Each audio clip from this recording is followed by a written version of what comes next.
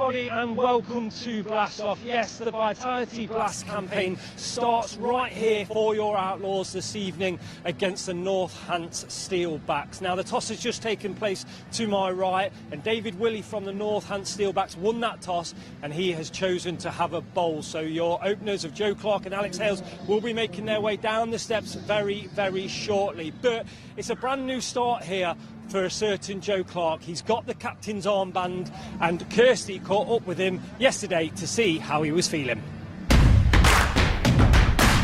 Joe, welcome to our first captain's chat of the T20 season. Has being captain sunk in yet? And more importantly, has being a captain been on your radar quietly for the last few years? Well, it hasn't sunk in yet, probably until I walk out Friday night, getting to lead the group of lads out onto the field. But yeah, probably over the last couple of years, it's been something that I've been keen to step into, sort of becoming a more senior player in the team and having a bit more of a say in the dressing room. So yeah, it's something that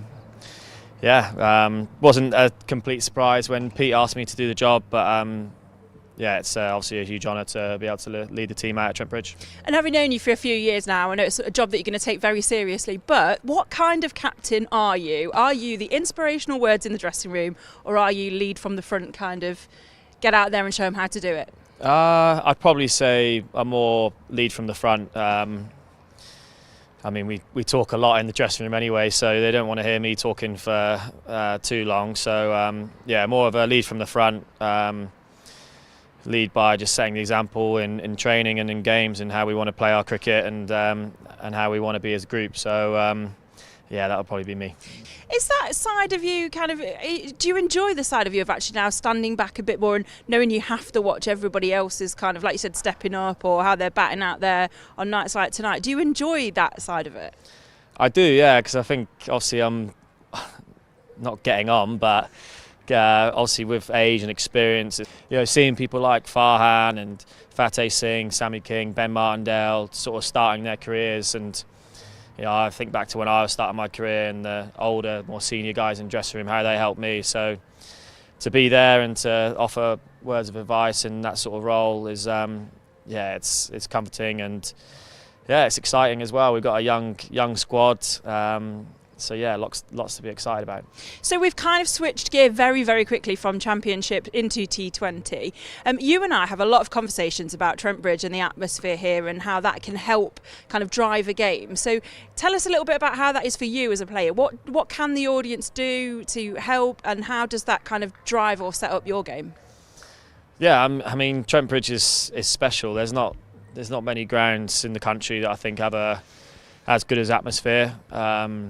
It's definitely right up there, and I feel lucky to be honest still to walk through the gates on a Friday night and know that I'm going to be coming out and playing in sort of a packed out Trent Bridge. It's when you see the songs coming on and everyone's singing and dancing, and it just gives you a lift as a player and makes you want to even more put on a show and excite them and ultimately make them feel like when they leave the ground, they want to come back and experience it again. So hopefully there's many nights this year that, mums, dads, kids, lads and girls my age and older, younger, can leave Trent Bridge feeling as though they'd love to come back. It's part of a family thing, isn't it? It's a fun family for a T20 on a Friday night. Yeah, definitely. You look at the different sections of the ground.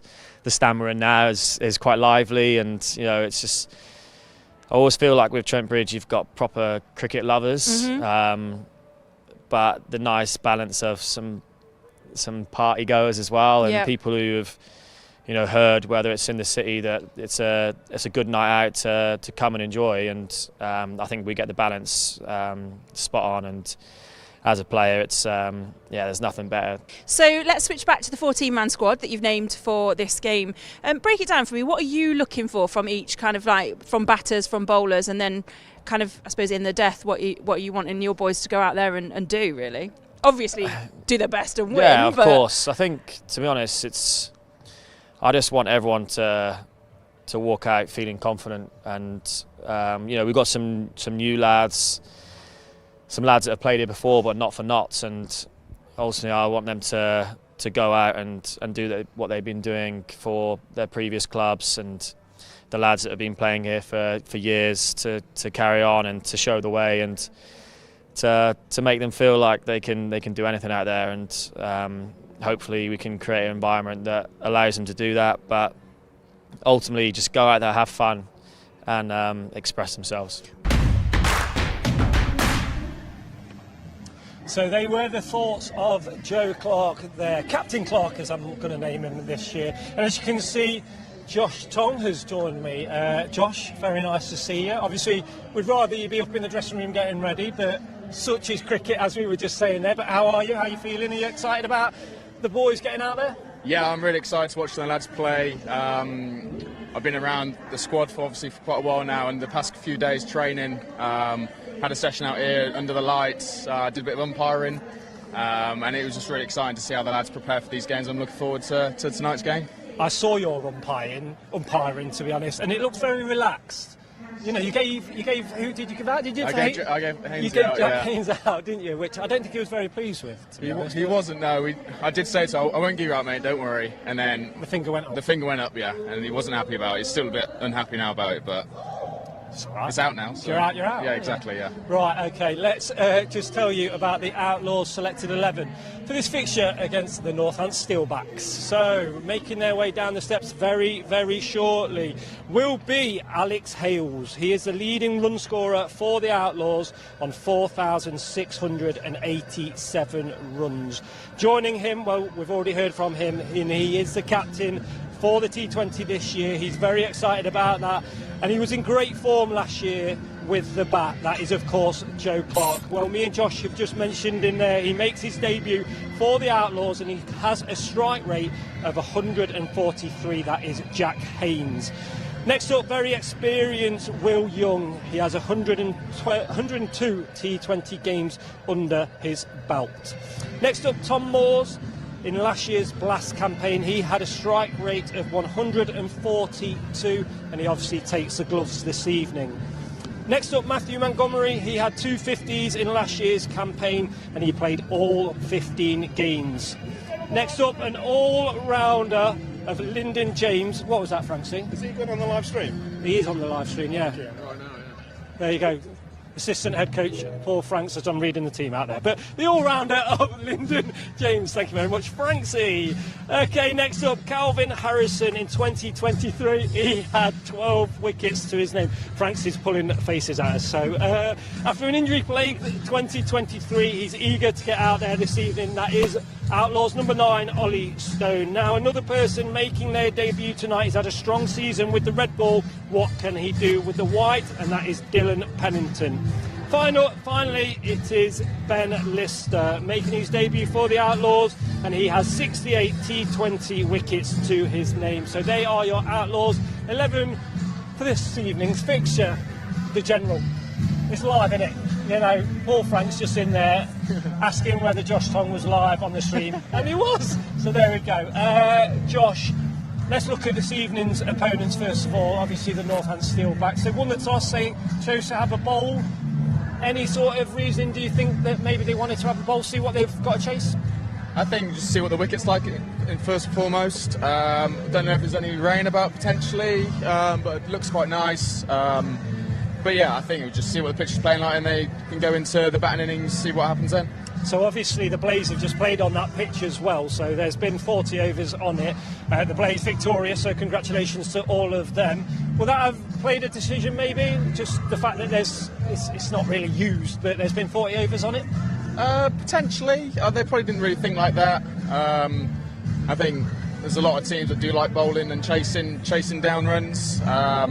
But yeah, we'll see how they go. Exactly. Now, somebody that we just want to have a little bit of a spotlight on for tonight's game is Jack Haynes. You know him very, very well, obviously moved from Worcester. You Jack and Dylan. Tell us a little bit about Jack Haynes. Fantastic strike rate.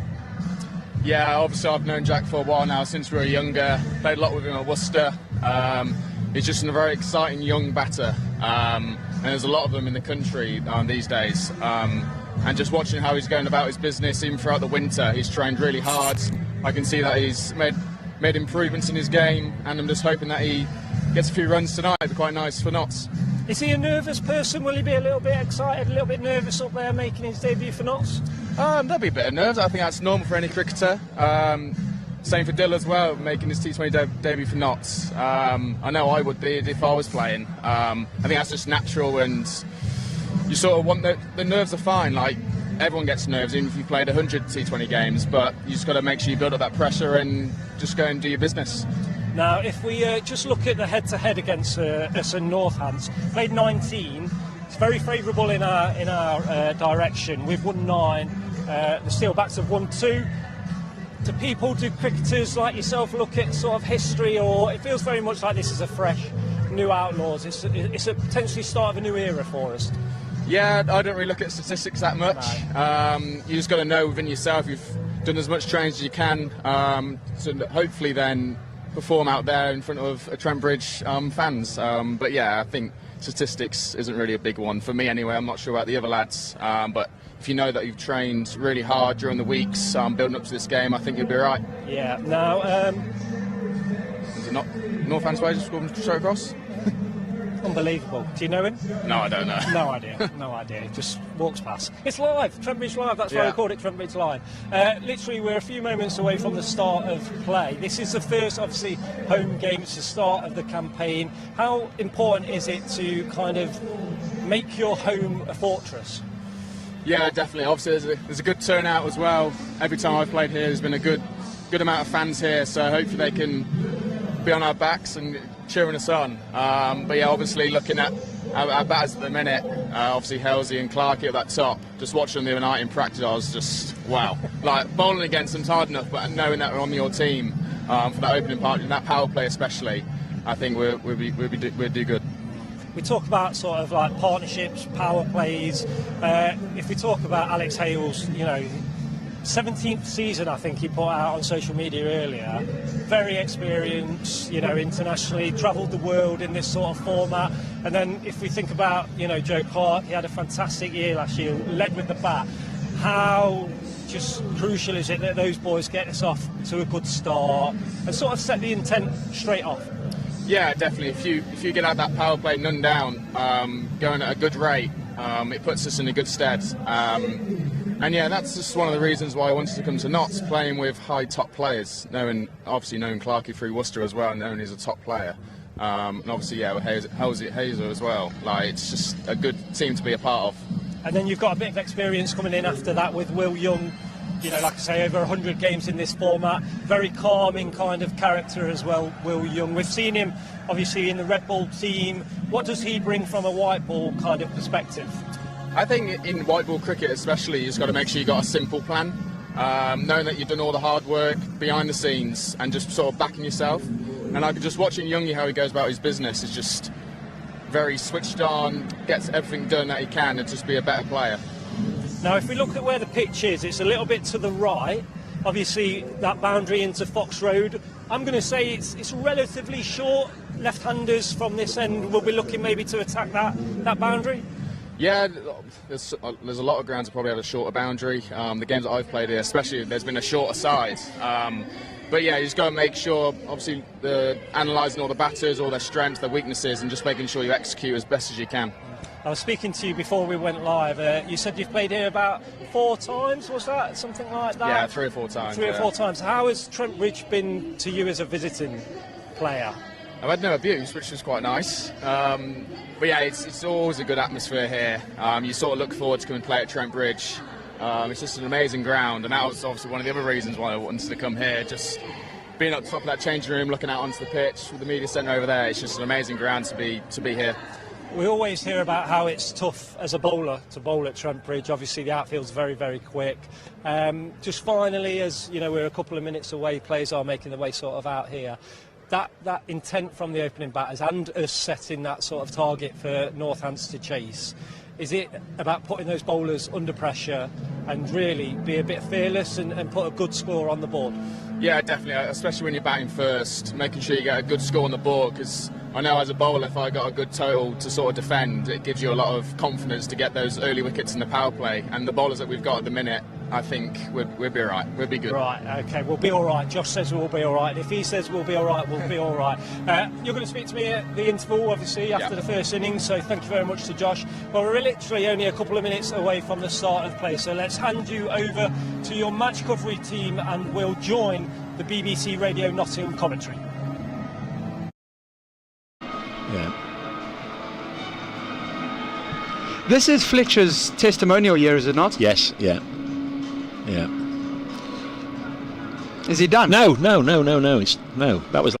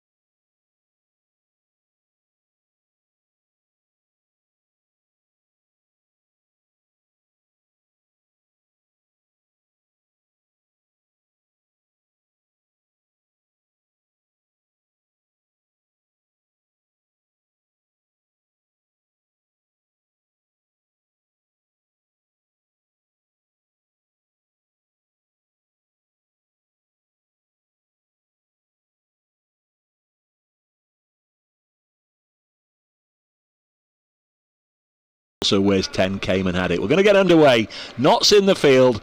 Blast 2024 is underway as Willie bowls to Clark and runs singular. And Trent Bridge rises to acclaim Joe Clark, who's up and running, one without loss. The Notts team then, Alex Hales and Joe Clark, told Jack Haynes will bat 3, Will Young 4. Haynes and Young also playing their first games for Notts in this format. Tom Moore's the wicketkeeper, Matt Montgomery, Lyndon James, Calvin Harrison, and then 3 genuine quick bowlers in Ollie Stone, Dylan Pennington and Ben Lister, the New Zealander, who have not even had the chance to meet yet, but very much looking forward to seeing him bowl later on.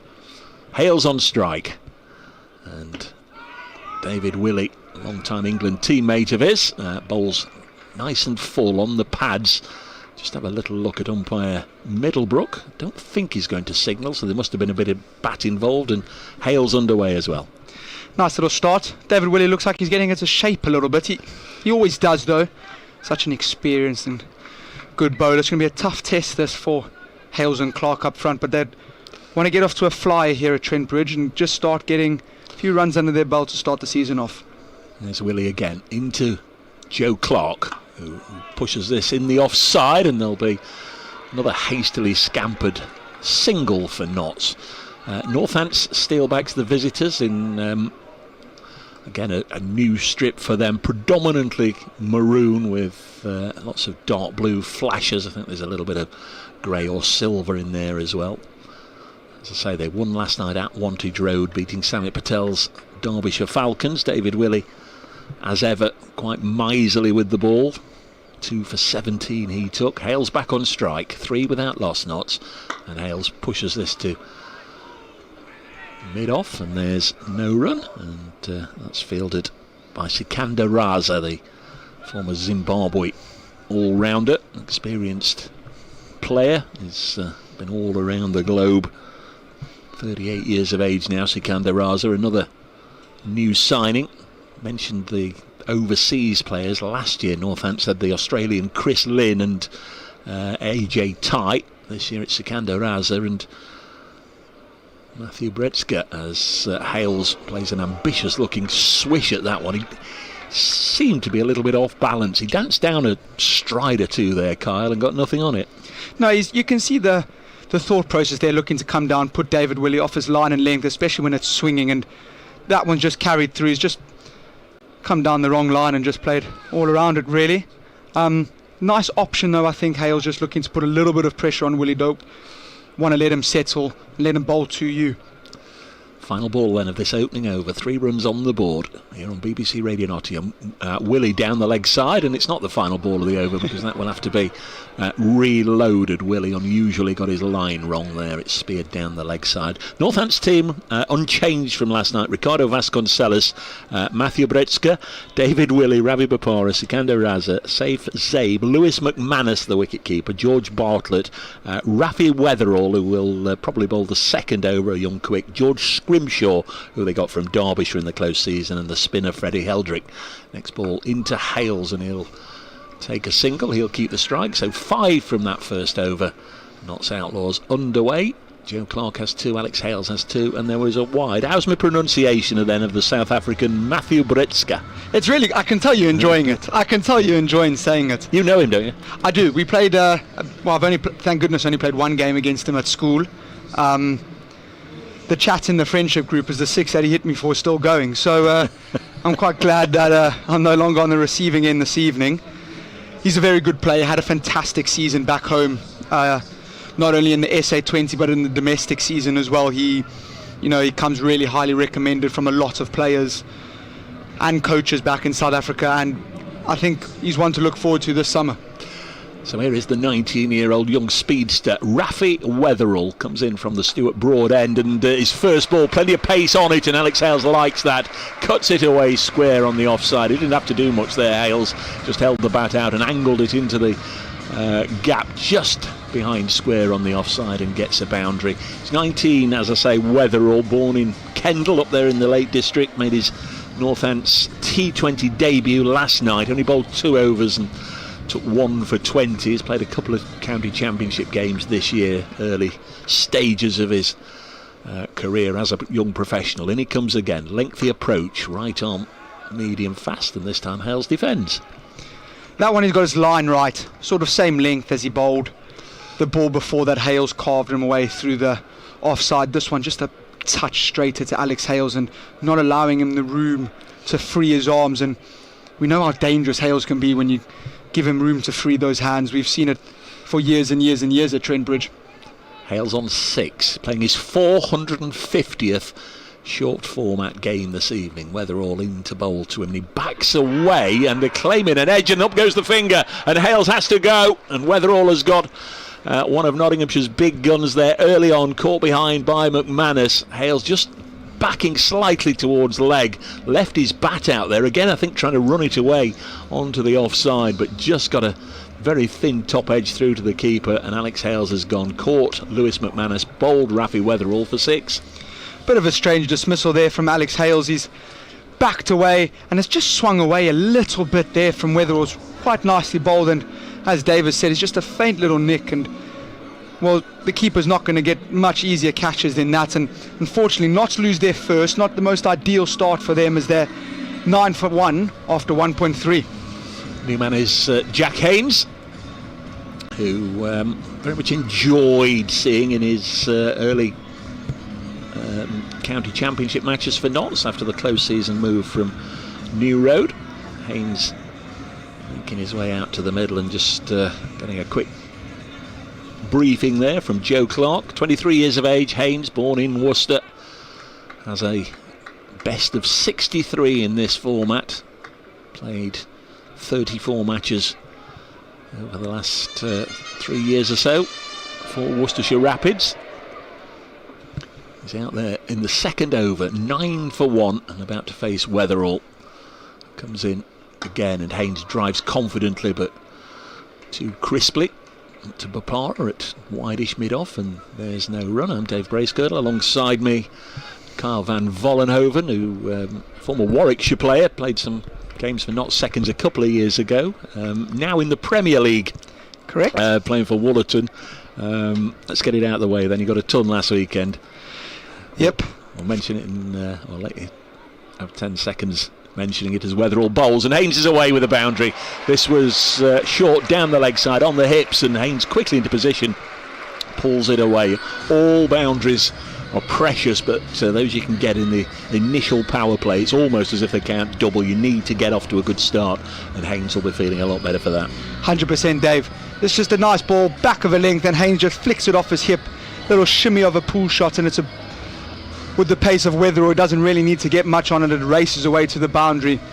Feels like you can just breathe a sigh of relief. It's always nice to get off the mark nice and early in your innings. Hales out for 6, but 13 on the board. Final ball of the second over, and Haynes will get another boundary through the offside. So that's terrific for Jack Haynes to start his innings with a couple of 4s. 17 for 1 after 2. So you've moved to Woollerton in the close season. Big money signing. Century last weekend. Who was that against? We got a century against Wellback. Beautiful ground there. I know that's one of your favourite places to go, Dave. No, we were in a spot of bother when I walked in. We were 6 for 3, and I thought I can just bat time here. Don't often get a bat on such nice wickets. Nipped around a little bit early doors and got to 100, so I was quite pleased, really. It was nice to get some runs.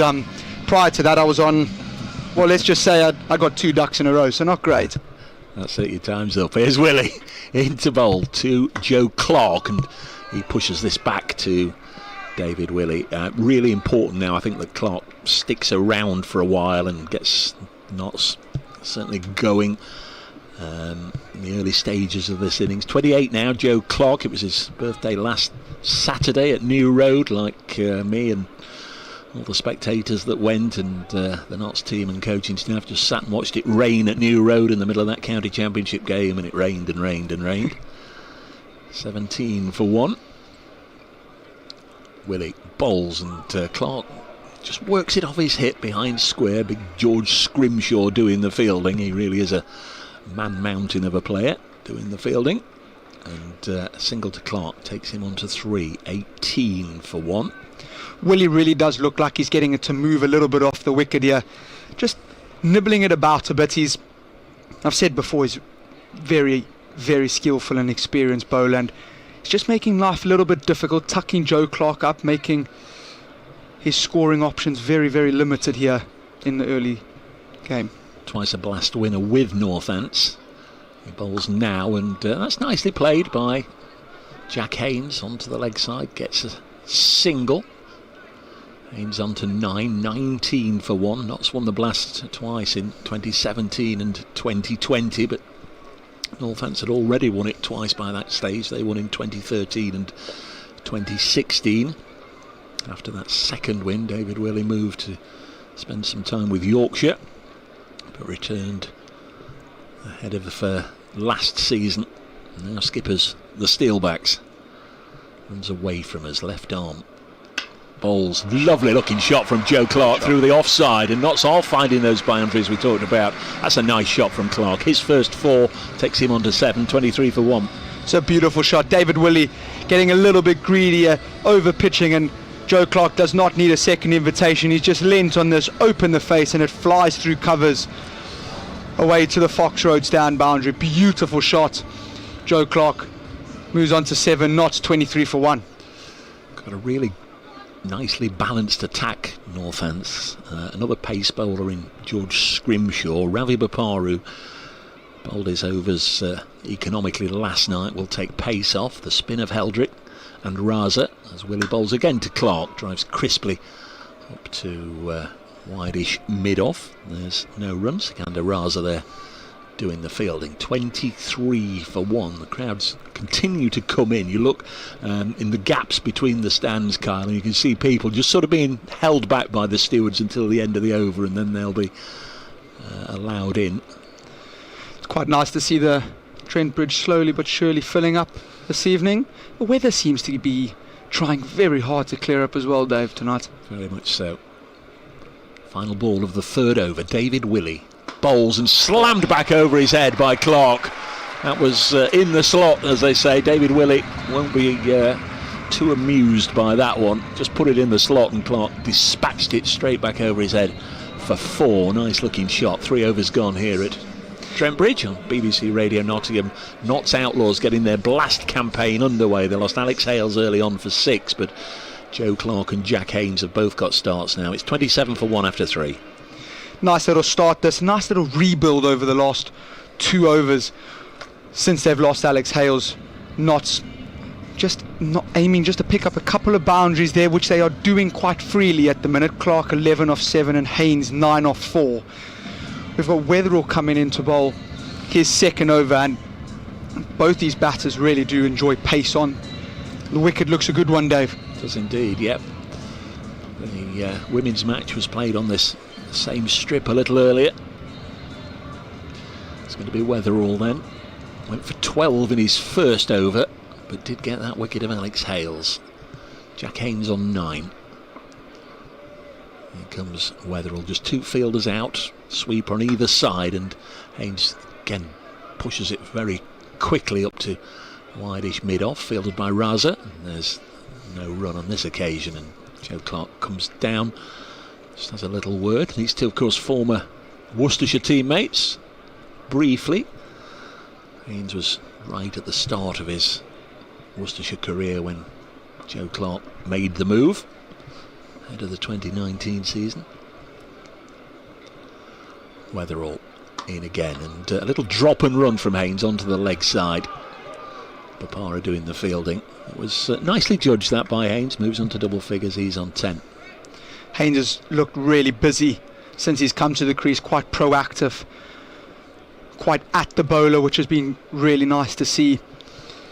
Field manipulation's been good. As the way he played the first couple of overs since he's come in has brought about a field change with offside sweeper going out to the boundary, and they've sort of kept that now for Joe Clarke as well. Umpires, of course, are strictly neutral, but each of our 2 umpires have an affiliation with each side here as Weatherall bowls, and that's another powerful drive straight down the ground by Joe Clarke. very much getting the bit between his teeth here. They're not skipper. Moves on to 15, 32 for 1. Our umpire's David Milnes, who had 2 spells with Notts in his career. Quick bowler, and James Middlebrook, who was an off spinner with Northants. It was a lovely shot, wasn't it? Beautiful shot. Very similar to the shot that he played off the last ball of the over against David Willie. Just stand and deliver, Joe Clarke. That's magnificent. Here comes Weatherall again. Where can he bowl now? And Clarke just push this one crisply up to Raza at wide mid-off. Clarke, a 2-time blast winner with Worcestershire in 2018 and with Notts in 2020. That behind closed doors finals day at Edgbaston, a damp and soggy Edgbaston. Oh, he'd love to lead the Outlaws back there to finals day this year. His first taste of captaincy at senior level. 32 for 1. Weatherall bowls to him. Oh, and pretty much telegraphed his intentions there. That was premeditated from Clarke. He walked across his stumps looking for the scoop, missed it, and was so fortunate that Weatherall wasn't homing in on the base of the stumps. He was very, very fortunate not to lose his wicket there, Clarke. I don't mind the option from Joe, but Joe, you've got to hit that. That's from the reaction of everyone there, it looks like it was incredibly close to castling him, that delivery. Last ball of the 4th, 32 for 1. Notts Outlaws. Weatherall bowls again, short, pulled away. Now then, will it be caught on the fence? It won't. It's gone for 6. Fielder out there leapt. It was a pretty decent effort, but Clarke just got enough on it. Banged in short from Weatherall, who's got his hands on his head as he walks back to the umpire and takes his sweater and cap. Only just cleared deep square leg, but it did clear deep square leg, and it's 38 for 1. Well, everyone would have been on the edge of their seats there as that soared away towards deep square leg, but Joe Clarke just got enough on it and it sailed away, and not all of a sudden after 4 are in quite a healthy position on 38 for 1. We've got a change in bowling here, Dave. We've got Big George Scrimshaw bowling from the Radcliffe Road end here. Obviously the move from Derbyshire last year. This is another one who actually began his career at New Road with Worcestershire, made the move. He's now an England international, played one ODI match back end of last year. He comes bowls now, short and slammed away. Will that go for 6? It will indeed. And now Jack Haynes in on the act, back-to-back 6s, and Scrimshaw's got off to the worst possible start. Well, Jack Haynes has said to Joe Clarke, anything you can do, I can do better. That's a lovely shot. Not the best delivery from Scrimshaw to start halfway down. A bit of a come hit me ball, and Jack Haynes is certainly obliged as that's flown away for 6. Got some flag bearers all the way around the boundary. Let's say the boundary rope. The rope is well in on the Bridgeford Road side of the ground, but all around we've got some flag wavers who will get to their feet and greet every boundary with glee as Haynes tucks this on the leg side, and he came rushing back for a second, and Clarke had to send him back, and the throw comes in from Matthew Britska on the leg You're side. loving it. 45 for 1. I think probably that was the right call from Joe Clarke. I think Haynes would have been short of his crease there. Don't quite think 2 was on there. Scrimshaw still quite straight that last ball to Jack Haynes and just pushed it through to mid-wicket, and good fielding by Bretska, running around towards deep mid-wicket and throwing into the keeper's end. So Clarke back on strike on 21. Scrimshaw bowls to him now, and that was a little close to Joe Clarke. Short and fairly quick in truth. He pushed that one through. He's bringing it down from an extremely tall area. He's something like 6'8", 6'9", isn't he, Scrimshaw? And of course with the extension of his arm high above his head there, he banged that in and it got up. It was very big on Joe Clarke. He played it almost off his chest out onto the offside. Doesn't get a run. 45 for 1. Having started with a 6, Scrimshaw, he's bounced back nicely here as the shadows begin to lengthen at Trent Bridge. It's a short and it's pace off, I think. It's just dragged to mid on to David Willie, and there's no run. 45 for 1 it remains. Good ball by Scrimshaw. He's just changed the field there. So the ball before that, deep point, was out. And then he's gone slower ball into the wicket, but mid-wicket's gone out and points come in, just saying to Joe Clark, you can hit me out towards the longer boundary, leg sidewise towards the Bridgeford stand. Another dot ball from Scrimshaw. He's come back quite nicely. Clark on 21. Scrimshaw to bowl to the not skipper, gives himself room and cuts it through the offside for 4. There's absolutely no margin for error with all but 2 of the fielders inside the ring. They'd pushed 2 out on the leg side fence, a deep square leg and a deep mid wicket, and that's why Clark was looking to give himself a little bit of room to attack anything on or around off stump, and he cuts that away for another boundary. And Clark very much looking in the groove. He's had a terrific season in the county championship so far.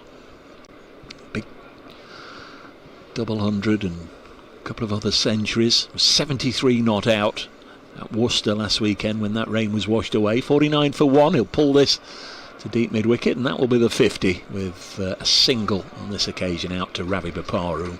I'm very much expecting to bowl either the next over or the one after that. 6 have gone. I beg your pardon, 5 have gone. 50 for 1, even I can work out. Notts going along nicely at 10 and over. And just on that 10 and over, Notts played 7 home games last year, didn't manage to get 200 in any of the innings. That's the first time in many a year. Maybe it's because the starts have been a little earlier in the season, as they are this year. So we'll have to see how they go. They're on course to get 200. First, they need to continue the way they have been doing. 50 for 1 with 1 over left in the power play. And to talk you through the next few overs, please take over, Carl van Vollenhoven.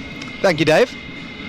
We are not going to have a change in bowling here, as Weatherall is going to continue. He's going to be bowling his 3rd over, and one that I've always found is a very difficult over to bowl, the last and final over of the power play. He is continuing with his field that he finished off the last one, which is sweeper and deep square out, and he's bowling to Joe Clark, and Weatherall comes hustling in from the Stuart Broad end, and Joe Clark is just pushing that out to sweeper for the single. It's a nice link, that, really, from Weatherall. I think that's probably what he's been looking to bowl all night, and won't really want to get much fuller than that with the field that he's got at the minute. Dave, you must have seen loads of youngsters play. What do you think of... I'll come back to you now, Dave, as he's going to be running in again this time. It's a Jack Haynes who drives and pushes it to mid-off, who feels that quite well as a dot ball. Weatherall? Yes.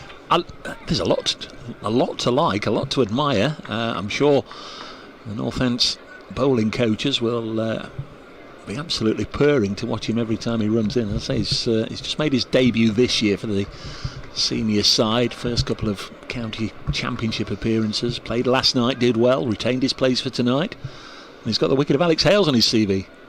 Weatherall in short and pulled away by Haynes. Beautiful shot, that's wonderful. This time 2 short, 2 straight, and Haynes again pulling it away for another boundary in front of square. Not so on fire here, they're moving along really nicely here. What a wonderful shot that is, Dave. It is indeed. That's 46 they've now put on for this 2nd wicket after Alex Hales was dismissed in just the 2nd over with 9 on the board. 1 or 2 questions for David Willie to ask, and he's changing the field. So where's the 2 out? He's gone deep square and deep mid wicket out here. So obviously interesting short balls are going to be bowled here as Weatherall in again, and he goes very full indeed, and it's wrapped Haynes on the pad, and it's gone to backward point. Umpire not interested, and they scamper through for a leg by. A little bit of a double bluff. Yeah, David Milnes at the far end. He had a look, didn't he? And then he had to quickly get out of the way as the throw was speared into that far end. Bowler was confident. I think probably just sliding down leg. Nice and straight that from Weatherall, as he's in again here to Joe Clark, who has absolutely smashed that straight back over his head. That is a beautiful shot. I'm going to call it that shot of the night so far. Wow, you've seen him play a few of those already today. Just stand and deliver. Those have gone for 4. The third one was the Chalmers, has travelled all the way for 6. That's a great shot. Yes, I think it's been dropped in the crowd. It has indeed. That's a shame. That's poor from the crowd in front of the pavilion. You got to put your best fielders there, Dave. You got to put your best fielders in hotspot positions, and that's a hotspot area when Joe Clark's batting. So our 50 partnership, that's come off 26 balls between these two. It's been a great knock. Clark on 33 off 17 and Haynes 21 off 11.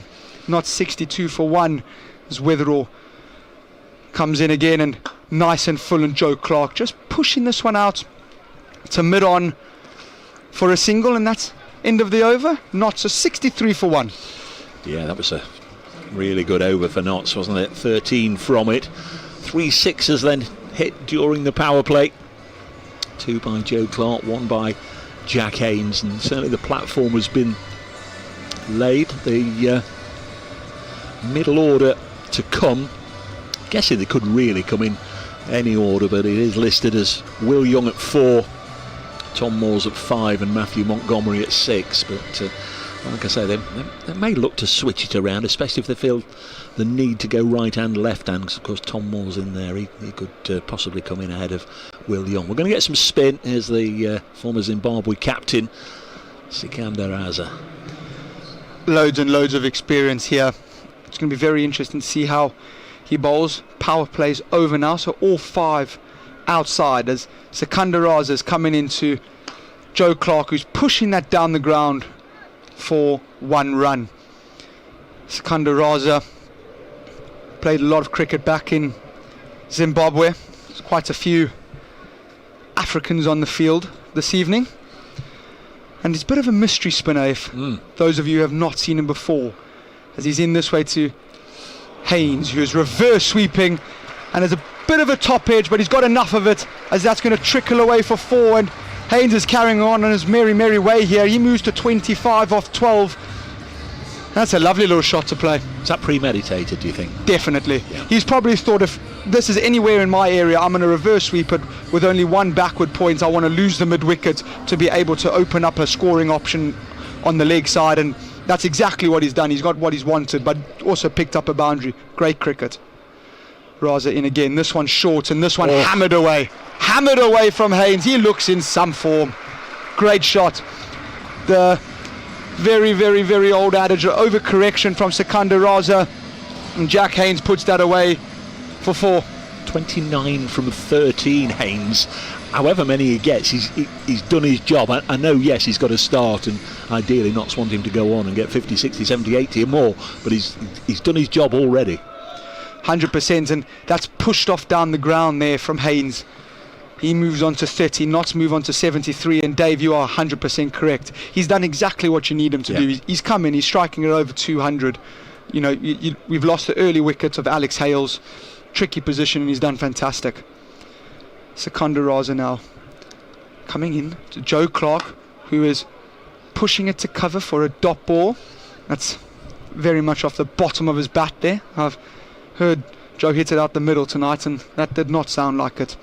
Rare dot ball this over. Sikandar Raza in his last ball of the over. Very round arm delivery, and well, it's got the treatment as well. Too short this time, and Joe Clark just helping that on the way and beating deep square in front, and it goes for 4, and that is a very productive over. 14 from it, not 77 for 1. Yeah, that's not what David Willie wants, because Sikandar Raza is one of his experienced players. He's come on out of the power play, so there are fielders out there. There are fielders out there protecting those boundaries, but Clark and Haynes have still been able to pick him off for 14 from that particular over, and he's got to be careful. Now here is Ravi Bopara to bowl the 8th over. As I said, last night he came on 4 overs, 1 for 21, just knocked the stuffing out of that Derbyshire middle order. Couldn't get him away, wickets fell at the other end, and did a really good job. And that's without him then going on to get a match-winning 50. Some might say he had a good game last night. Bopara, full of experience, in from the Stuart Broad end, and he's pushed this one down leg, and that will be a wide. He's going to have to re-bowl that one, Ravi. I'll tell you what, he can consider himself a little bit lucky, as fine leg is up in the ring, and Haynes will probably feel he's missed out there, as that would have been a free hit, and any bat on that probably would have gone for 4. nonetheless, they won't ever say no to an extra delivery and a free run. Ravi Bopara in again to Haynes, and short and pulled away to deep mid-wicket for a single. These are the 4 overs, aren't they? If you're not, and you're thinking of all the bowlers that are going to be difficult to get away, he's probably number 1 on the list. Dare I say, it's sort of a Stephen Mullaney type bowler. Dibbly-dobblies, but with a great deal of finesse and nous. He knows what he's doing. Bopara in again. Clark just pushing this one out to deep mid-wicket on the front foot. This time there was a bit of a lack of communication between square leg and deep mid-wicket out there, but everyone is fine, and score's ticking along nicely now. 80 for 1. No Englishman has actually played as many T20 matches as Ravi Bopara. This is his 464th, including 38 for England at this level. It's incredible. Absolutely phenomenal cricket. Has done it for so many years.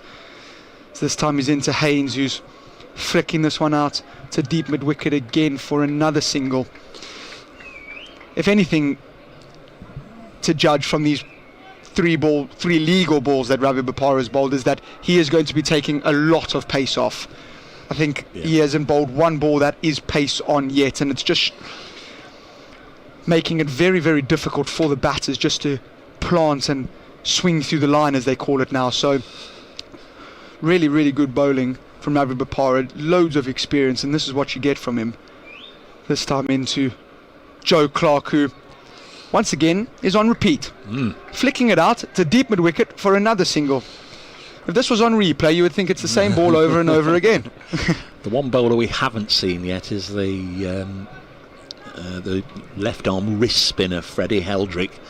We've had 5 different bowlers used, but Heldrick, I'm sure, will be into the attack before too long as well.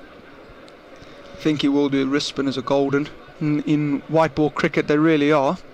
Ravi Bopara in again. Joe Clark, Jack Haynes decides to do something a little bit different and hit it out to long on for a single. He's not giving them the length to get underneath the ball, is he, Bopara? No.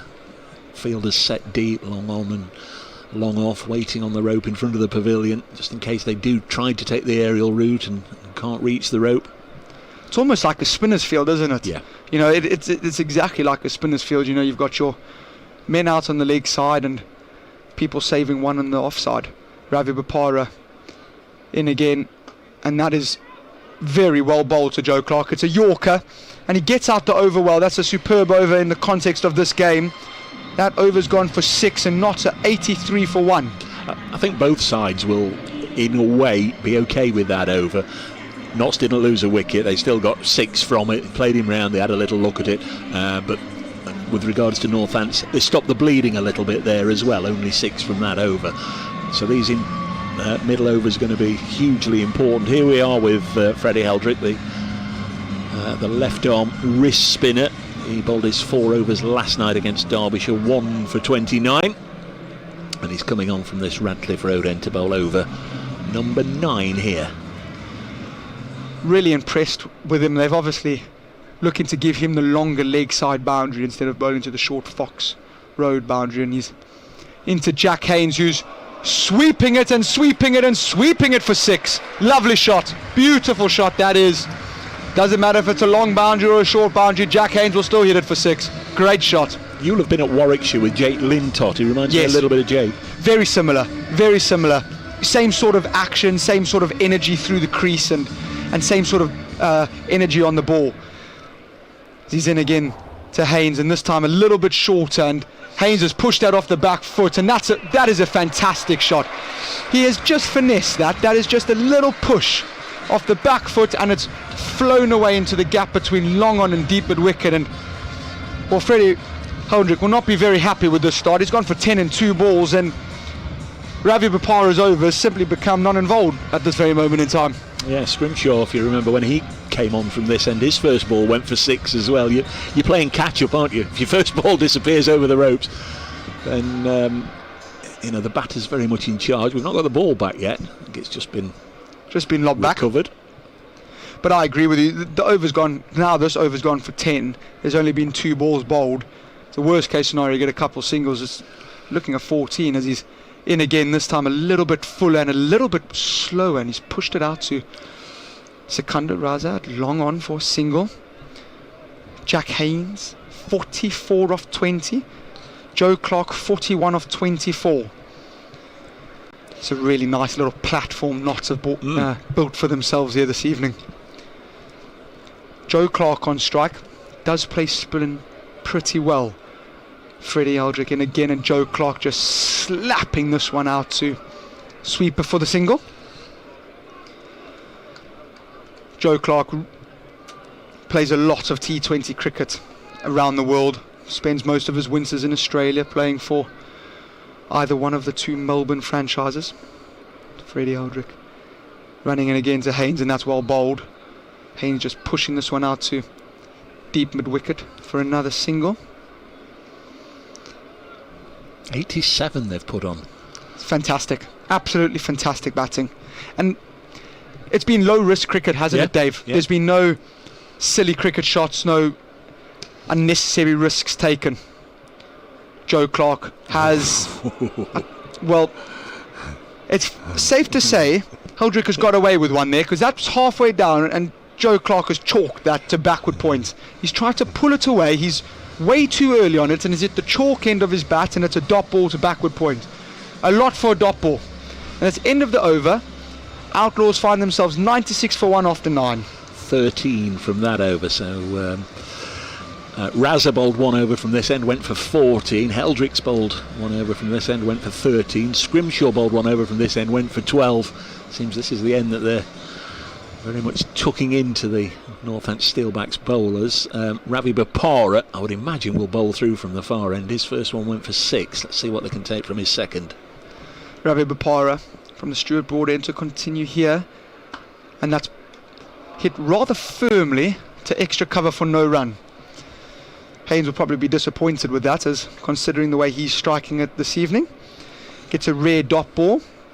Once again, Bopara pace off, making it very difficult, making the batters force it.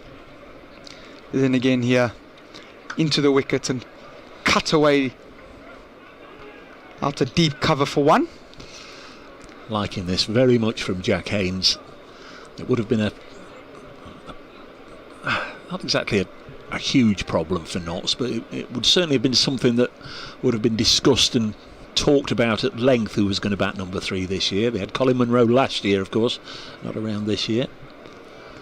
Bopara into Joe Clark, who's walking across and sweeping that out to long on for a single.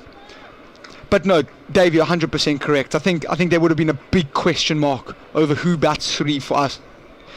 You know, Jack Haynes, obviously, he's been phenomenal, but, you know, you have people like Colin Munro, who did it last year, who played international cricket and done it for years. So I think he's been fantastic this evening, and if this is how it's going to go, I think we're in for a treat at Trent Bridge this summer. Bopara in to Haynes, nice and full and driven down to long on for another single. Looks very difficult to get away, doesn't he? They've just broken the Nottinghamshire second wicket partnership record against Northants. Previously it was 82. Joe Clark and Peter Trigo at Northants 3 years ago. So a county second wicket record against Northants. They've now put 90 on. Kudos to Joe Clark and Jack Haynes as Bopara in again to Clark, who's cut away, and that's going to be 4. For the first time this evening, pace on, and Joe Clark just cuts that away, beats backward point to his right hand shoulder, and sweeper couldn't do anything about that. That goes for 4, and that brings up Notts' 100. Notts are 103 for 1 now, and Joe Clark and Jack Haynes have built a beautiful platform here. Don't often see that. Ravi Bopara going for 4, but he has the current run rate 10.47. Really good lick that from these two out there as Bopara to bowl the last ball of the over here to Joe Clark, who is slogging that one out to long on again, and that will be another single just to finish the over off. The end of the over, Notts 104 for 1. Thank you, Kyle. We'll see what happens over the next 10 overs here, but Notts have certainly given themselves an opportunity of posting a decent score here. I mentioned it at the start, and I was touching wood and regretting saying it just as soon as the words left my mouth. Northampton have never won here in T20 cricket. They got a tie here in 2010, and 2 years ago were in a reasonably strong position. Notts were 140 for 6 with only 2 overs left when the rains came, but in between those 2 occasions, Notts won 5 straight here. Going to get Safe Zabe. Didn't bowl last night. Slow left arm spinner coming into the attack, 104 for 1. Joe Clark 48 not out on strike. Zabe bowls, and this is hit up in the air, and he might have got a wicket first ball. He has. Clark already turning and making his way back towards the dugout, and Zabe, brought on through necessity as much as anything, has got a wicket, with Clark lifting it up high into the offside, straight into the hands of Ricardo Vasconcelos, and he goes for 48 made from 30 balls. And Notts are 104 for 2 at the start of the 11th as Trent Bridge rises to the new Outlaws captain. Great knock, Joe Clark. Fantastic knock. Can see what he's trying to do there. He's just trying to hit Safe Zabe over extra cover for 4 towards the short boundary. Don't mind the option, but it's just sliced off his bat, and it's ended up finding its way to Ricardo Vasconcelos in the sweeper boundary, who ends up taking what he would say is a rather simple catch, but job done from Joe Clark. It's a great knock. 48 off 30. He's put us in a great position here. Notts 104 for 2. So Matthew Montgomery walks to the crease.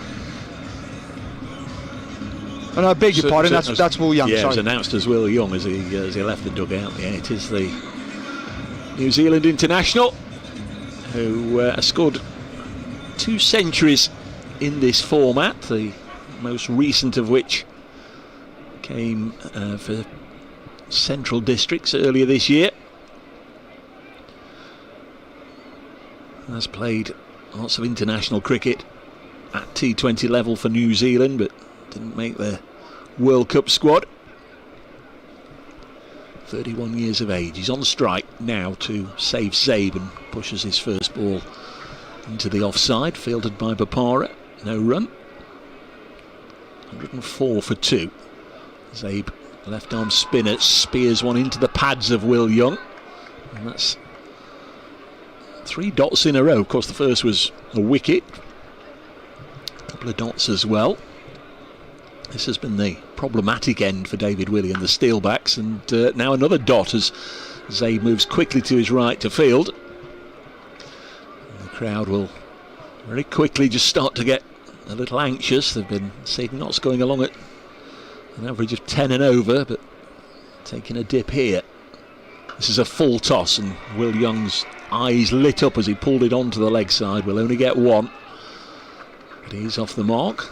It's Bretska doing the fielding, who we'll see presumably opening the batting for the Steelbacks a little later on. 105 for 2, 1 ball left in the 11th here at Trent Bridge, and what's turned into a very nice evening now. So just 1 from the over as Haynes again drills it into the covers, and that's just what Northants were looking for. A 7th bowler that David Willie eventually turned to, and he's gone for just 1 run in an over where he got a wicket as well. 105 for 2. Great over from Zabe. Really, really good. His length has been fantastic there into the wicket, not really allowing the batsmen to get under any of it, pushing them back off the back foot. And while the proof is in the pudding, he's gone for 1 and he's taken a wicket. Exactly what David Willie ordered there. Taken a lot of pressure off the other overs that the bowlers have to bowl from this end. Now got Ravi Bapara to bowl his 3rd from the Stuart Broad end, and all of a sudden just building up a little bit of a partnership here. That's 3 good overs in a row for the Steelbacks. Bapara 2 overs, none for 14. He'll be bowling to Will Young here. Bowls, and Young, a little push onto the offside, and he's out. Oh, that's a brilliant bit of fielding from David Willie.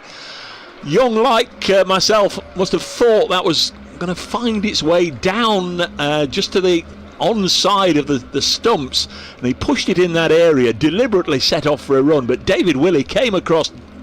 It was a spectacular bit of fielding, really. He was diving, picking the ball up left-handed and through towards the stumps, and a direct hit does for Will Young. That's a terrific bit of fielding. 2 wickets go down in quick succession.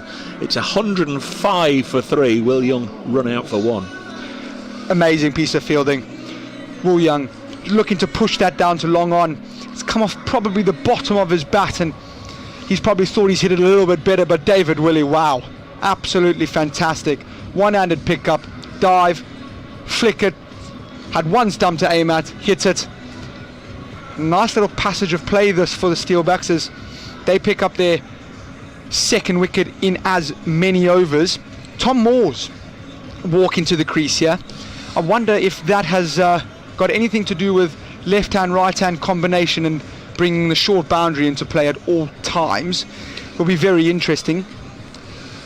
Well, of course, Young was running to the non-striker's end, so Tom Moore's isn't on strike. Jack Haynes will be. He's on 47. Here comes Bapara.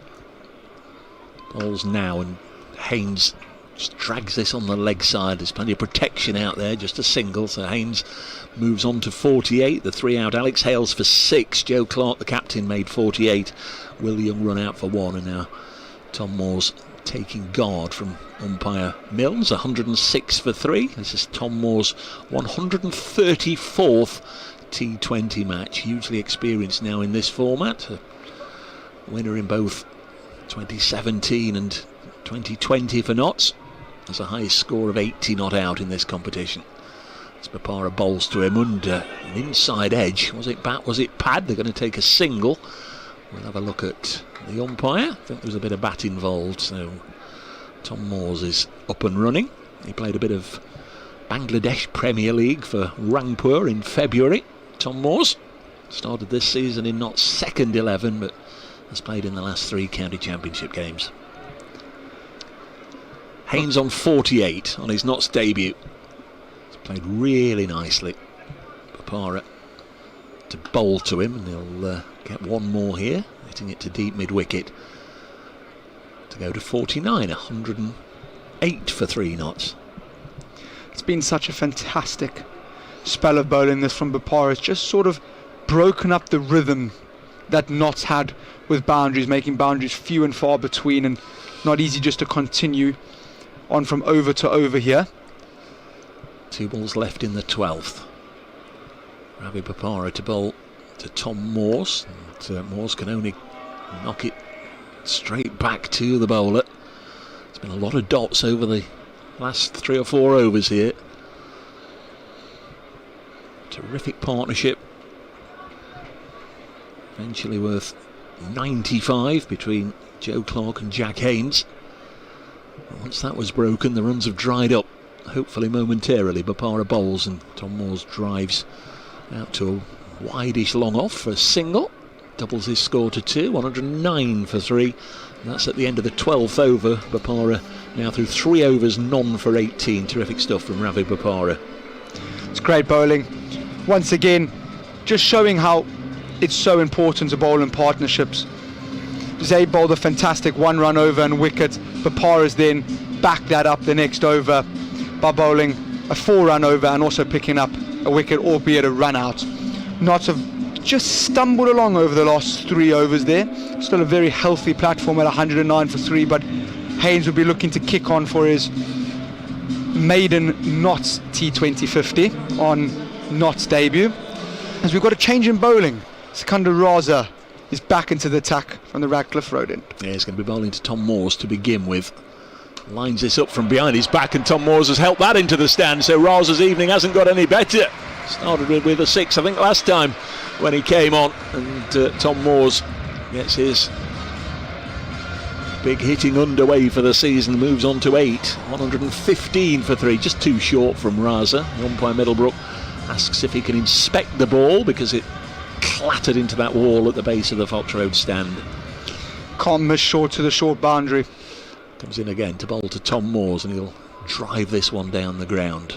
6 and then 1 to get off the strike. 116 for 3. And Tom Moore's on 9 from 5 balls faced, and that brings Jack Haynes back onto strike on 49. Sikandar Raza there, really not the best of starts to both of his overs. Raza bowls to Haynes. It's very well battered, Jack Haynes, as he tucks this on the leg side. The field is set deep, so he can almost walk through for a single. And very much enjoyed watching Jack Haynes so far this season, and I don't think at any time has he batted as well as he's done this evening. Different format, different tempo, but he's come out there and like a duck to water, he's taken to T20 cricket for Notts under the lights at Trent Bridge. Terrific knock. 28 balls, 6 4s and 2 6s. Next ball sees Moore's drive down the ground and will be caught. It is caught down below us. I think that's Weatherall. Just had to almost topple out the window here, just trying to see down below us.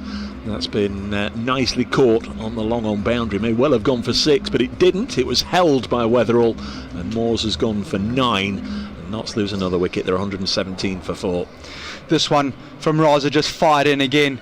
Down, this one a little bit fuller, so Tom Moores couldn't really get the elevation that he needed, and it's a good catch. It was travelling quite quickly on the boundary, and he's taken a good catch there as Weatherall, and Notts again have lost another wicket there. There's just stuttering along slightly here as Raza picks up his first of the evening, and he's now 1 for 22 off 1.4. Matthew Montgomery walks to the crease at 117 for 4. Yep, born in a place called Johannesburg. Have you heard of that? I have. I have. That's your hometown, isn't it? That's my hometown. Actually made one international appearance for Germany last year. He's got a number of passports, Matthew, but he played in those World Cup qualifiers for Germany last year. They were held up in Scotland, so he's an international cricketer. He's on the strike here. He's going to be facing Sikandar Raza, who gets his first wicket. First ball, reverse sweep from Montgomery. Again, I often point out that it's probably premeditated. That was a leg side full toss which he reverse swept for 1. Had he stayed in his normal stance, he might just well have swatted that over deep mid wicket for 6. I agree with you. He's off the mark. 118 for 4. Raza with a quicker delivery that Haynes can only push back to the bowler, and again a fairly meagre over as far as Notts were concerned. Even though there was a 6 from it, they lost a wicket. 118 for 4 after 13. 7 to go, and they could just do with an increase in the scoring once again, but that's not easy with Ravi Bopara about to line himself up for his 4th over. 3 overs none for 18 for the former England international. Not exactly what you want after you've lost a couple of wickets, having to try get going against Ravi Bopara, but could just allow Matthew Montgomery just to get going before the final 6 overs of the innings. Montgomery's on strike. Bopara to bowl to him. Oh, and he's got a little lucky there. Went to cut that away square of the wicket. It's off the outside edge, and it's going to run away here for 4. And Montgomery gets a streaky boundary. Went through sort of where maybe second slit was. It certainly wasn't meant to go as fine as that. You go out there on the Trent Bridge turf, and there's not much of a slope at all. It's one of the flatter ones on the circuit, but the way that just ran away from the fielder down here made it look as if it was running down a slope, didn't it? It did. Streaky boundary, but Notts will take it now. 122 for 4. Big George Scrimshaw. Oh, wow. To get after it, and he's got to chase after this one as well, and he's given up on that one. Now that is a nicely executed reverse sweep. The one in the previous over was just a practice for that one. Lovely shot. Back-to-back boundaries for young Monty. Montgomery's on 9. We did say earlier that Ravi Bopara does have a spinner's field, and well, Montgomery's treated him like a spinner. He's got down on one knee and reverse swept him for 4. In turn, he's just lost his mid-wicket, and now he's got 2 points again, does Ravi Bopara. So Monty's got a nice rotation option now, and 8 from the first 2 balls. 126 for 4. Ravi Bopara bowls to Montgomery. This is just shovelled round the corner. Might have been glove or maybe even the top of the bat. Let's have a look. Yeah, it's been given as a leg by. I'm not surprised. It looked a little ungainly, but they were eager to scamper through for the single nonetheless. Alex Hale's out for 6, Joe Clark 48, Will Young run out for 1, a direct hit from David Willie, and Tom Moore's made 9. Haynes, the glue that's held it together, on 50, and he drills this back, and Bopara's put him down. Very, very nearly had to choke on my words there. The glue that held it together nearly came unstuck. That would have been some catch. He has hit that like a tracer bullet. Those unfortunately either stick or they don't stick, and thankfully for Jack Haynes they haven't stuck that time. And thankfully for Ravi Bopara, I think it's hit him on the heel of the hand rather than the fingers, because they are finger breakers, aren't they, if you don't they are indeed properly. They are indeed. Or dislocators.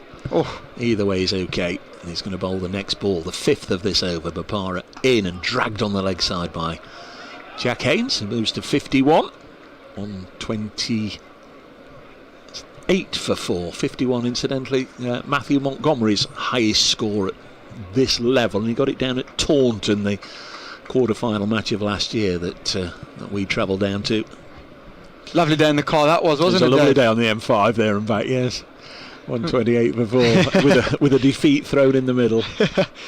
Well, it was stinking hot and we had no aircon as well, if I remember correctly.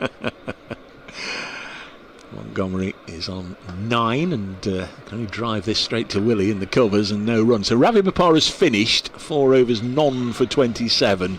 So he did a job, but those 2 boundaries in that over for Matthew Montgomery at least got knots going again. 14 have gone, 128 for 4 and 10 from that over.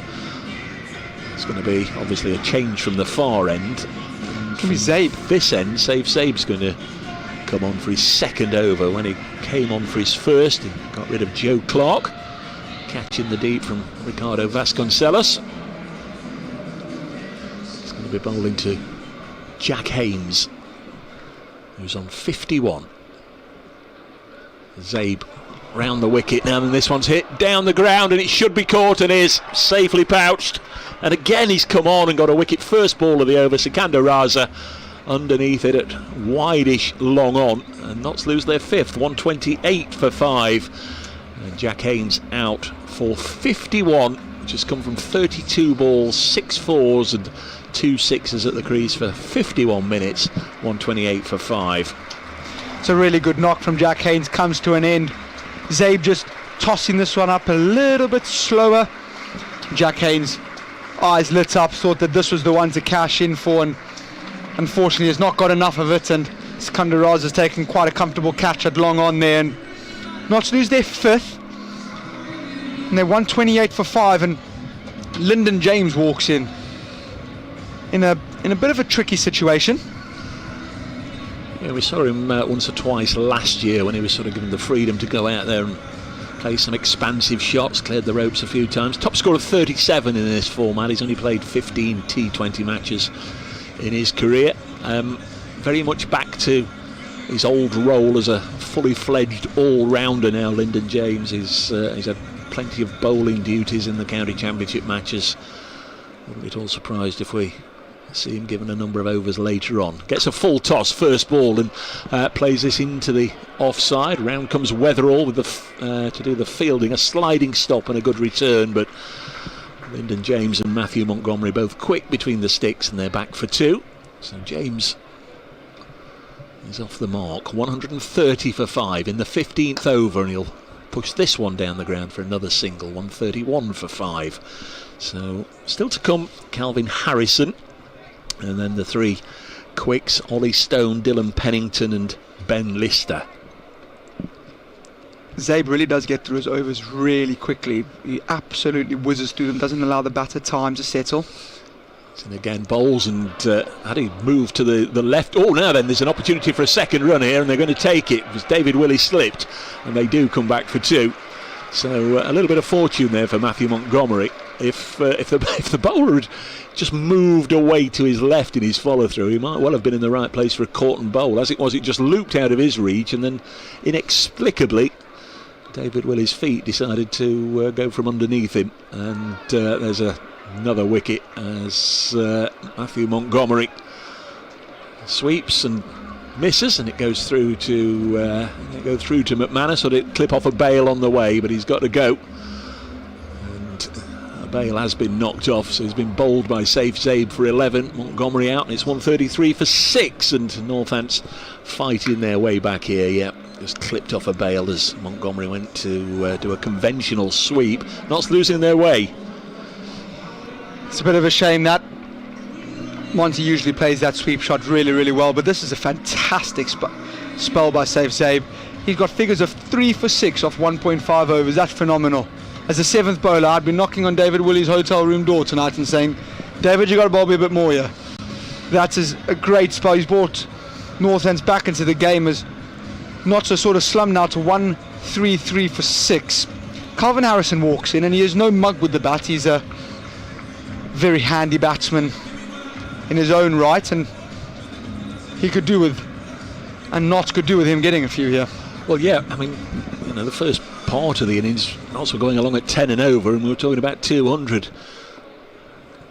180 might be a push from here, and they're going to have to work hard to get anywhere near that as Harrison's off the mark first ball, just dropping Zabe on the leg side. Dare we say it, we can't even start thinking about 150 yet. They're 134 for 6 at the end of the 15th. So the men to go so far: Hales for 6, Clark for 48, Haynes 51, Young for 1, Moores for 9, and now Montgomery for 11. Leaves Lyndon James and Calvin Harrison at the crease. 3 fast bowlers to come, and a leg spinner to talk you through it, Carl van Vollenhoven. See if he can just find some runs from somewhere for these Outlaws. David Willie is the new man into the attack. He's going to be bowling the 16th over from the Stuart Broad end.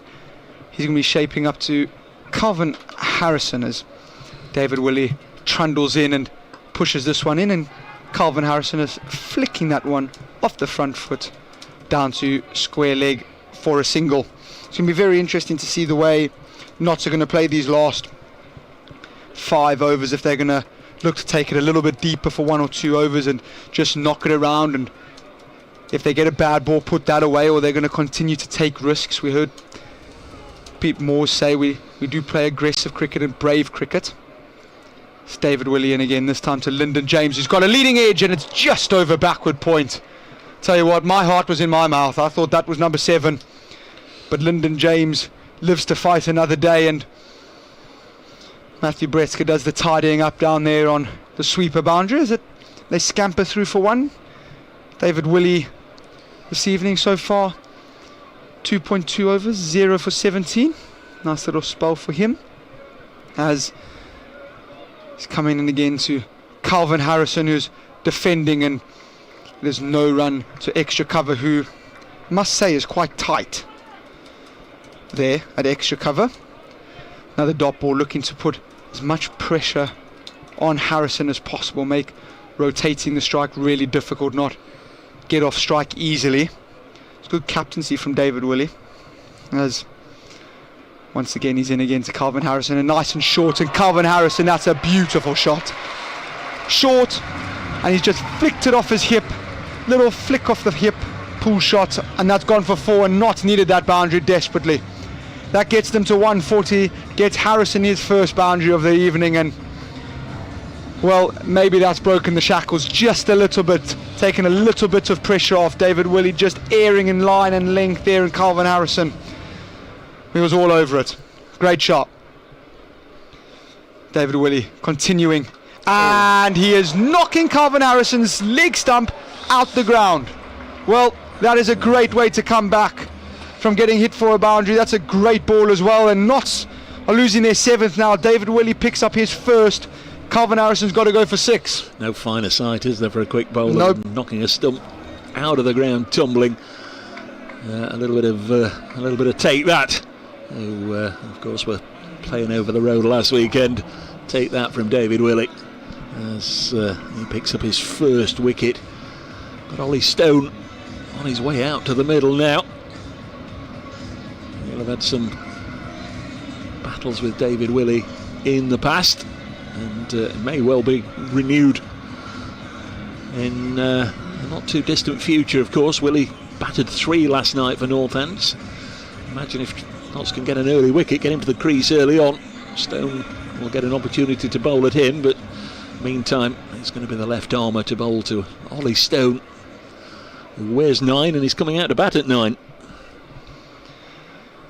Well, Notts have really found themselves in a bit of a difficult position here at 140 for 7 as Willie's into Stone, and he has pushed that out quite nicely to long on, and they're scampering back for 2. That is fantastic running, Lyndon James. Great running. Stone gets 2. That's end of the over. That is going to be 142 for 7. It's a good over for the Steelbacks again, picking up another wicket and just sort of stunting Notts' progression here. Every time they feel like they can start building a little bit of a platform again, they pick up another wicket. And we've got Saif Zaid, who's going to be bowling his 4th and final over from the Radcliffe Road end. He has bowled beautifully this evening. He's bowling into Lyndon James, who's pushing that out to long off for a single. Which brings Ollie Stone on strike for the first time at the Radcliffe Road end, facing Saif Zaid. He's been fantastic in his 2.1 overs, hasn't he? 3 for 8. He's changed the game completely. Saif Zaid in to Stone, who's also pushing that down the ground for another single. It's really important that Notts bat their overs out here. Still another 3.4 overs left. Saif Zaid in again, and this time Lyndon James drilling it out to long on for another single. Different ground, of course, different attack, but last night Northants were set to score 163 and beat Derbyshire off the last ball of the match. Wow.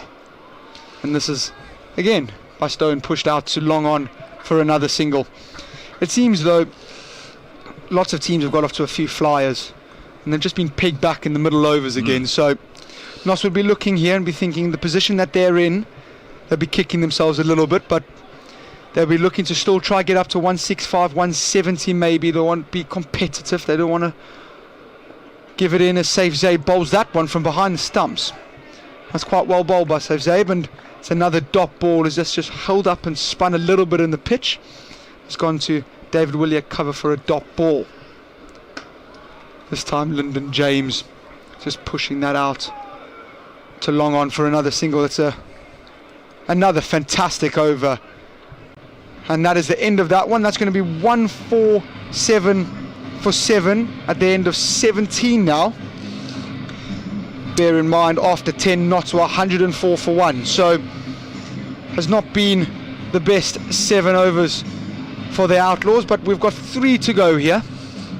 Yeah, that 170, 175, something like that would be vital for Notts to get up there. There's a full programme of matches tonight, 8 matches in all.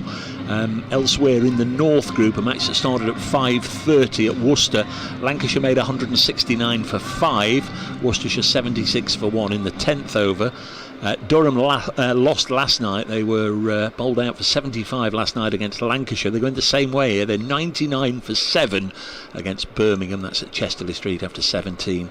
And Leicestershire at home to Yorkshire. Yorkshire 113 for 6 after 16. All the other scores on the BBC Sport website. Got George Scrimshaw in to bowl, and that's just flicked away, and I think he's going to be able to come back for 2 here, Lyndon James. That's great batting. Really, really good. Scrimshaw's taken a bit of pace off the ball.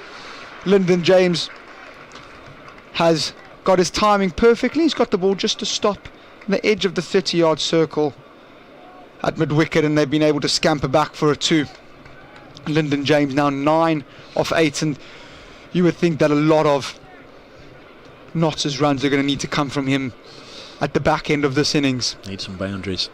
Do indeed, as Scrimshaw in again and nicely bowled, very full, and I don't think they're going to be able to get back for 2 here, as that's some good fielding. The mid-wicket boundary again. Yeah, the dimensions of this Trent Bridge ground, especially with obviously 5 fielders out patrolling the ropes mean that it's very difficult to just drop it and run 2 anywhere. You've got to play it into a proper wide gap to get back for 2. Otherwise, one of these 5 boundary riders is going to come in and swoop on it and make that second run so difficult to get back. 150's up though, to absolute complete indifference by the Trent Bridge crowd. Scrimshaw in again, and Stone pushing this one out to deep extra cover for a single. Ticking over reasonably nicely here, which is probably exactly what they need to do. Need to just tick it over, take it a little bit deeper. Do not need to play any silly shots at this time. They really do not want to be losing another wicket now and be seeing your 10 and 11 walk to the crease at this stage of the game with still 2.5 overs left. Scrimshaw running in hard from the Stuart Broad end, and Lyndon James slamming it straight up into the air, and he is running off. Well, I said they didn't want to lose another wicket, and they really didn't want to lose Lyndon James. Scrimshaw's taken a little bit of pace off there. Lyndon James just looking to hit that down the ground, has hit it straight up in the air, and Mid-off, who runs round and takes it where Mid-on would be standing, and Notts lose their 8th, and they're 1-5-1 for 8 now, and are in a bit of trouble now. He's having a decent night, David Willie, the Northants captain. Won the toss, stuck Notts in. He's picked up a wicket, had the sight of Calvin Harrison's leg stump castling out of the ground. He's taken a good catch there. He ran out Will Young, and he's seen his side come back strongly over these last 8 overs or so. Notts, as Kyle said, going along so well at the halfway stage, but since the Clark and Haynes partnership was ended with the score of 104, it's pretty much been clatter. Here's Dylan Pennington, another one on his Notts debut.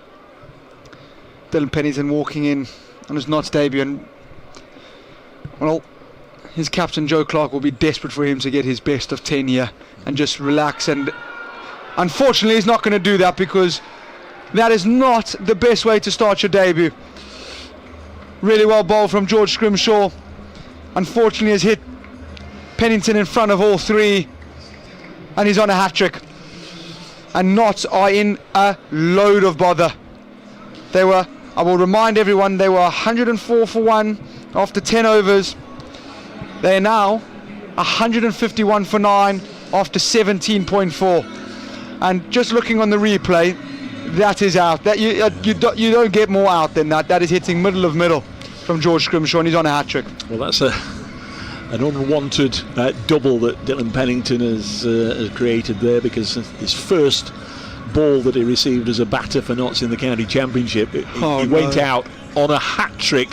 Sam Cook in the first game of the season was out LBW, and his first ball faced in T20 cricket has also seen him go LBW. So now coming out on a hat-trick. I've been very much looking forward to seeing this fella play this evening, but not with bat in hand. It's Ben Lister, the New Zealand signing. Ben Lister on his way out to the middle, plays his domestic cricket for Auckland. Right-hand batter, although he bowls left arm quick.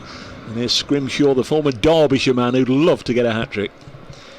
Scrimshaw in, hat-trick ball, running into Lister, and it's full, and it's pushed out to Mid-off for a dot ball. For a moment I thought he had picked out extra cover, just for a fleeting moment, but he's not. Lister survives. Scrimshaw does not get his hat-trick, but what he does do is a bowl an absolutely superb over. He's picked up 2 wickets there.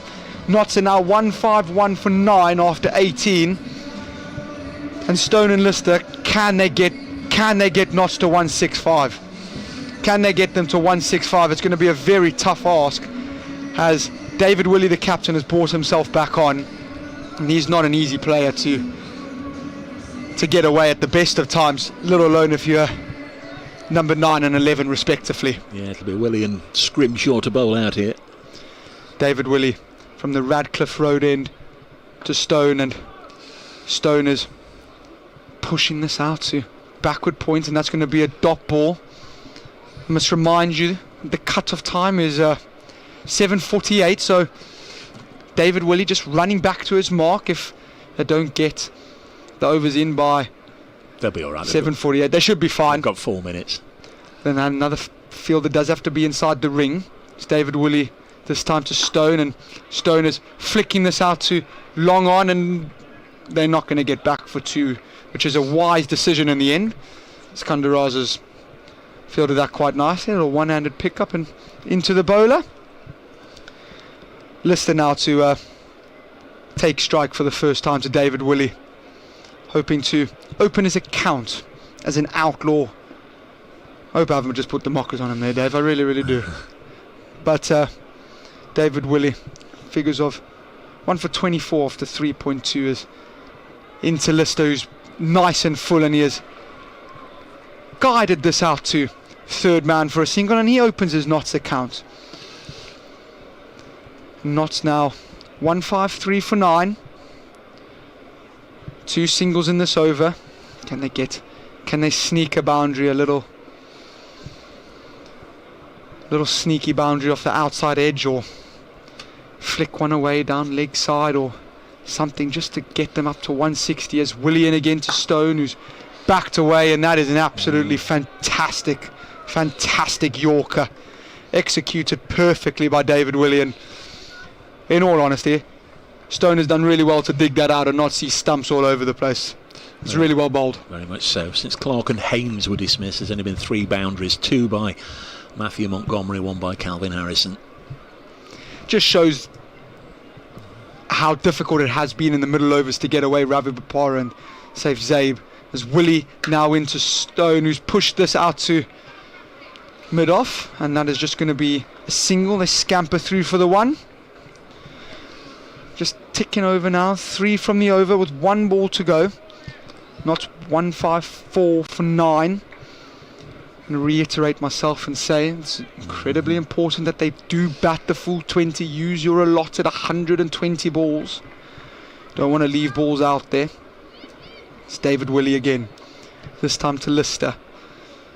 Gathers and hits his pad, and he's going to get away with a dot ball there. And that's going to be end of the over. It's a very good second last over from David Willie. He finishes with figures of 1 for 26.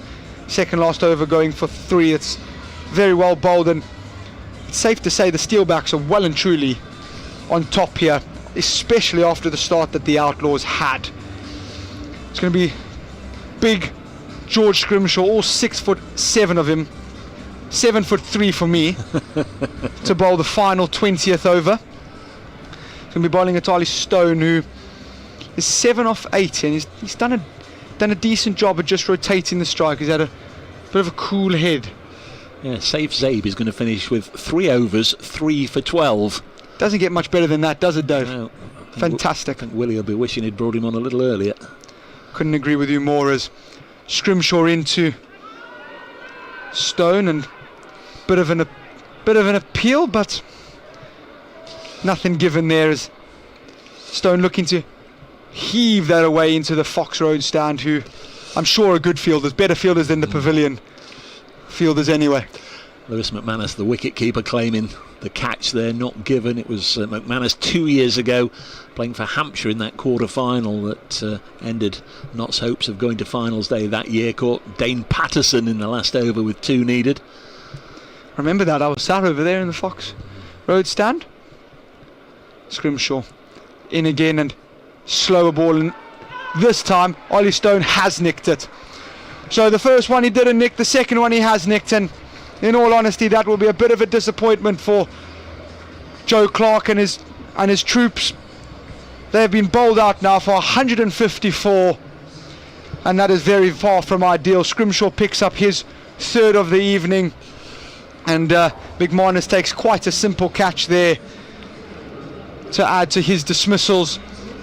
Ollie Stone loses his wicket, he's gone for 7, and Notts all out for 154, Dave. Yeah, Notts have lost their last 8 wickets for, in fact they lost their last 9 wickets for 50 runs, 104 for 1, became 104 for 2, and 154 all out. 50 for 9 Notts after Joe Clark was dismissed, first ball of the 11th over, and that was after a partnership of, what did we say, 95 between Clark and Jack Haynes. Haynes went on to score 51, the top score, but not a lot else really.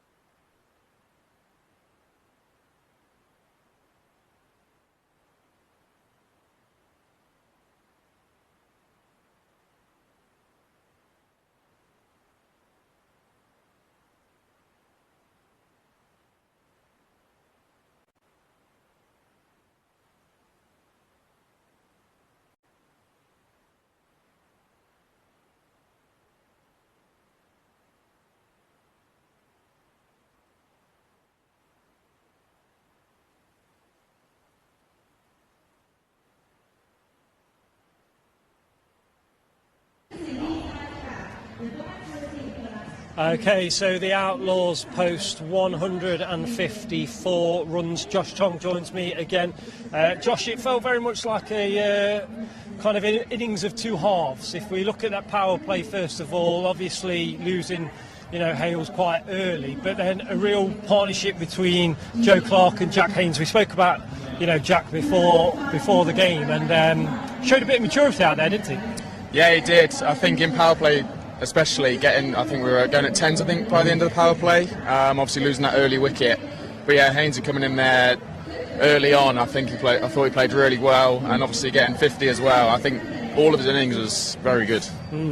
63 for 1 that power play, so as you say, obviously about just over 10s. Pretty strong power play. You don't want to lose wickets, but only being 1 down. And it felt very much we showed that intent from the off. Joe Clark maybe taking a little bit of time to get into it, but him and Jack Haynes felt like they were going against each other, really. I think they were a race to 50, but 50 for Jack on his debut, fantastic for him. Yeah, definitely. I think, especially in that power play, having that intent to go out to try and score boundaries, obviously only having two men outside the circle, I think that's crucial, trying to get off a good start, and the lads definitely did that. And yeah, just speaking about Haynes, excellent innings to get into good position for that middle phase. We saw pace on for the whole of the power play. Sometimes we don't really see spin in a power play very much, but it felt that anything that was short of a length we put away. How hard is it to bowl in that power play with only 2 fielders, as you say, outside? Yeah, it's extremely hard. That's the only bad thing being a fast bowler. But yeah, you've got to make sure your plans are as good as they can be and try and execute. I think that's the main thing, having a clear mind, going in that power play. And I know our lads now going out there, that first 6 overs is obviously crucial, trying to get as many wickets in that power play, get 3 or 4, and we'd be right in the game then. Is that what we need to really look for? A few early wickets, put them under a little bit of pressure. As you say, our bowlers will be looking to do that. What did you kind of see in that power play and in that how that pitch played, as a fast bowler, which obviously we'll probably open with? Yeah, I think on that sort of pitch, just try and bowl your best ball for as long as you can. I think at top of the stumps, sort of like a 4-day length, but still trying to hit the pitch hard, and just try not to be as predictable as you can. And obviously getting out of that power play, then obviously the spinners come into that, and obviously the back end as well. I think in T20 cricket nowadays, there's more shots coming into the game, and obviously as a bowler it's pretty hard, but I think just having that clear plan and trying to execute as best as you can, hopefully be in a good position after that power play and then go from there, really. Credit to the Steelbacks, they kind of came back into it in those middle overs where we saw sort of pace off the ball, restricted a few of our lads to maybe just the odd ones and a few 2s, but felt very much that we were kind of struggling to get it out of the middle, so you have to give credit to the Steelbacks in that. Yeah, they bowled well throughout the middle. I think using our variations that middle phase, also we got some top spinners on our side, so hopefully we can get a few wickets, build a bit of pressure, a few dots, and hopefully we can get a few wickets in that middle phase and try and win the game towards the back.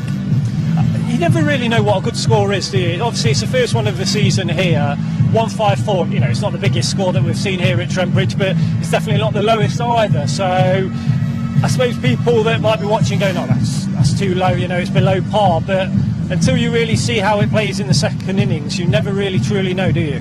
No, definitely. I think 154 is obviously nowadays in T20 cricket's quite low. Like look at the IPL and stuff. Oh, yeah. But yeah, like I said, that power play is crucial. I think if we get a couple of wickets in that and try and restrict them to as low as we can, I think we'll be okay. Sort of, if you think of our boys, it's pace, isn't it? Dylan, obviously, a bit of pace there. Stone likes to, put it up them. And then we've seen Ben Lister come into the squad as well, left-hander. That makes a big difference. We've seen that with David Willie, haven't we, really? Yeah, definitely. Only met Ben the other day, but in practice the other day, in the middle practice in training, he had some good pace, change-ups as well, got his Yorker in. So yeah, I'm excited to see how he goes in front of the Trent Bridge crowd. And I suppose the crowd are going to play a big part as well, really, in this second innings. A couple of early wickets, get the crowd into it, put a bit of pressure on the Steelbacks, and then see how they go. Yeah, definitely. Even towards the back end of our batting innings, then you can hear the crowd just getting a bit louder. But yeah, hopefully they'll be behind the lads and we can get a win for them. Well, thank you very much for joining us. Are you sticking around till the end? Or? I'll be watching. I'll be in that dugout. Trying to freeze. I might catch you at the end then, but we're a couple of minutes away. The boys are just to my left over there as well, so thanks to Josh Tom. We'll rejoin your commentary team, and 154 from at the Outlaws, so the Steelbacks will need 155 to win.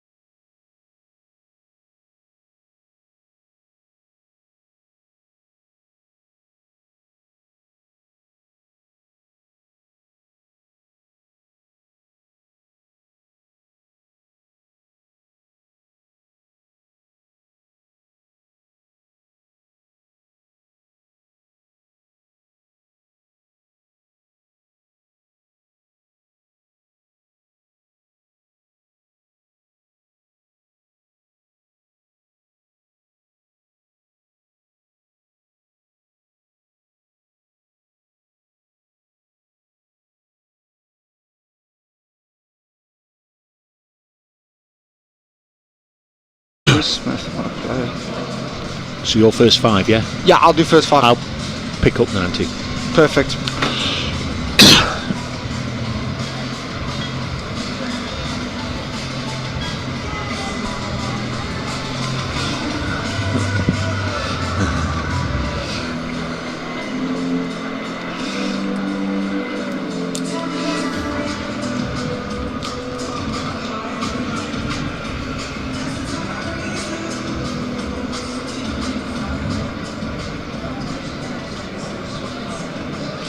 Thanks very much for that, Adam. I'd half forgotten that I'm in the car and off to Edgbaston tomorrow. These games come thick and fast after tomorrow. Notts then back in action here at Trent Bridge on Thursday, 6 days' time, when they face Worcestershire. There'll be lots of reunions then, of course, in that one. Jake Libby will be coming back to his old ground, but huge number of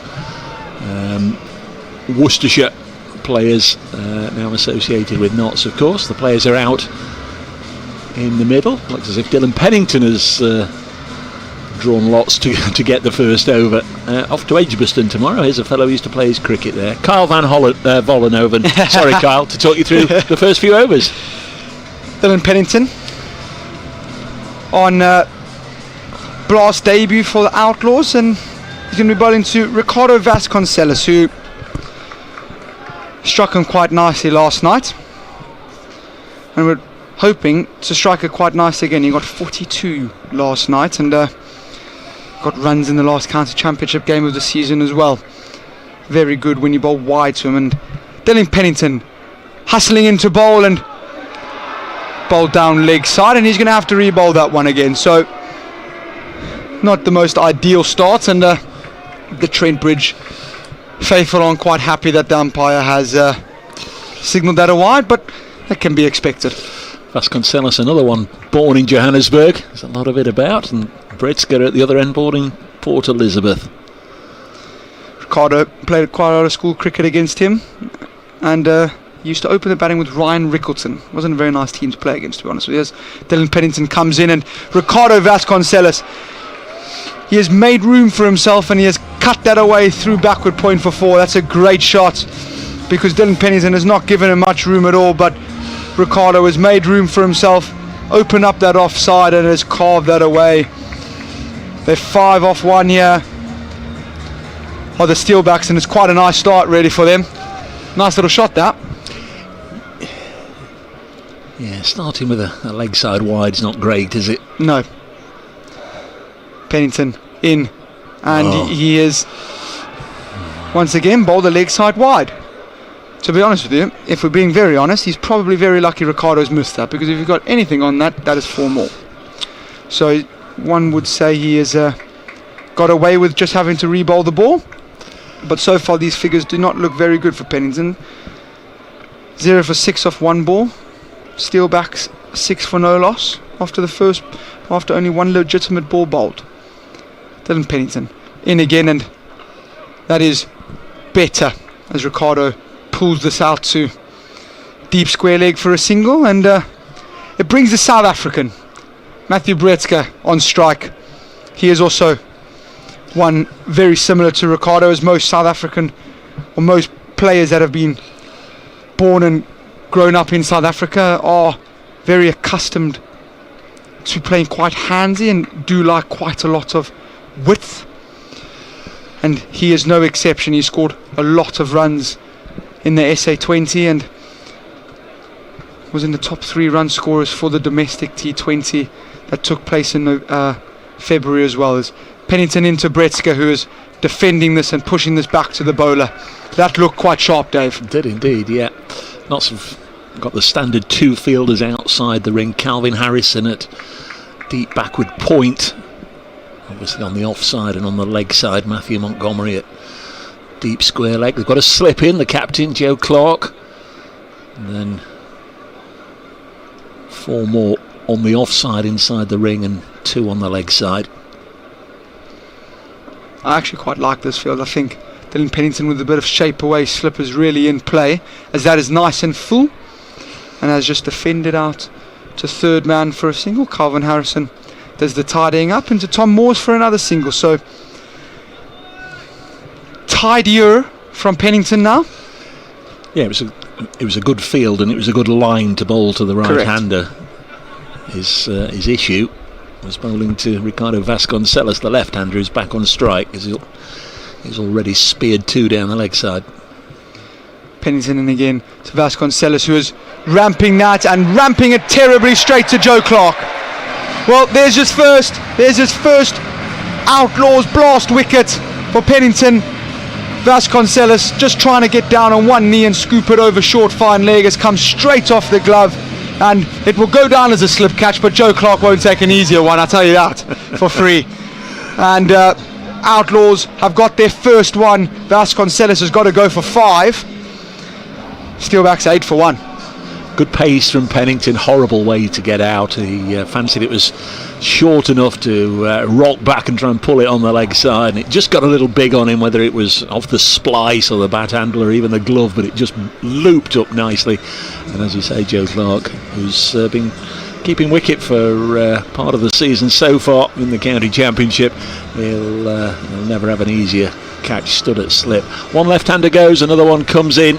David Willie. This might just send shockwaves amongst the Northants dugout. If Notts can get rid of him early on, he's very much a talisman. Dangerous player, of course, in this format when he goes in at 3 as a pinch hitter. Doesn't play red ball now, but when he did, he was at least I think he's totally packed up red ball, but I believe so. I don't think he's played for a long time now. When he did, he'd very often be in the lower middle order, but coming in at 3 here is a dangerous player.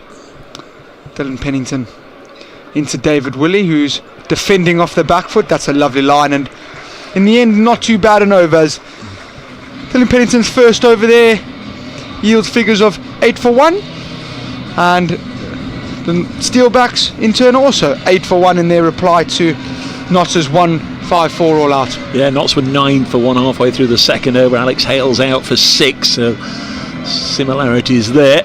Now then, our first look at Ben Lister. Mentioned when we were talking before the game started, I was reading one article where a New Zealand newspaper or a cricket magazine referred to him by the nickname of the rocket launcher. I don't know how extensive that nickname spreads, but quite nice. I mean, it certainly sets him up, doesn't it? It will be quite nice to watch some extreme fast bowling, and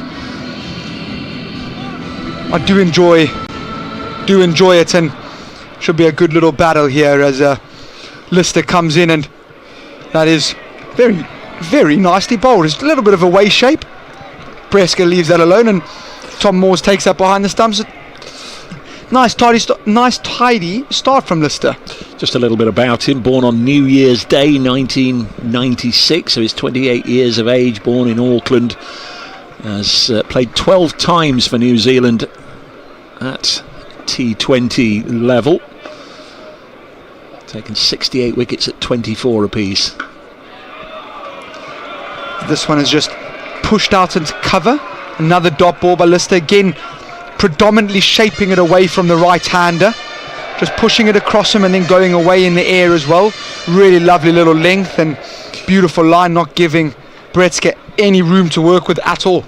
Last played for New Zealand in Pakistan in April, so must have been in the conversation for the World Cup, but didn't get selected. The Lister hustling in from the Radcliffe Road end, is bowling it short and getting it to nip away slightly from Breska, who is just defending this out, leaving his bat dangling, and it trickles down to third man for a single, which brings David Willie on to strike. So not starting with Pennington and Lister. Got Ollie Stone if they want more pace on. Lyndon James is in the side, and of course there's the leg spin of Calvin Harrison, and maybe even a little bit of off spin of Matthew Montgomery. We saw him bowling a few overs last year, picked up 1 or 2 crucial wickets, so they look to have got most bases covered. Lister in again to David Willie, and that's an absolute seed. That is an absolute seed. Something that you would find in Test cricket. Beautiful. I just wondered if he actually punched the air there, Ben Lister. I thought he nicked him off for a minute. But he styled it out then. He took the hand up and then smoothed his hair, but it just looked for a second as if he was punching the air. I think he perhaps thought he'd got him nicked off. It's a good delivery. Lovely delivery, and really sharp as well. That's come through quite quickly, and that play and miss has brought about a first slip. He's hustling in again to David Willie, and this one is off the outside edge, and it is going to be down to third man, who does the tidying up for another single. Calvin Harrison out there. No, he's a really good fielder, moves nicely across the turf, has got a decent arm as well. Lister so far just looking to get out this over now, maybe take Breska. He's a dangerous player, and the best guide to how quickly he's bowling is where Tom Moores is standing. He's standing miles back. Yeah. It's almost like a short third man catching, isn't there, on the ring as Lister's in again to Brisk, and that's just defended back to the bowler, and that's a fantastic start to your Notts career. Brilliant over. That's gone for 2. Steelbacks are 10 for 1 after 2. Yeah, I like the look of that. More of that, please, Mr. Lister. More of that, please. A lot more of that, please, sir. That's fantastic. And his teammates very much enjoyed it, almost to a man. Those, well, certainly those that were close enough to, came across and gave him a complimentary word or a pat on the back. It's going to be Dylan Pennington to continue over number 3. David Willie on strike on 1. Bretska's got 2, 10 for 1 after 2. Pennington in again, this time to Willie. And Willie just blocking this out, and it's going to, in the end, scamper through for a very well ran single.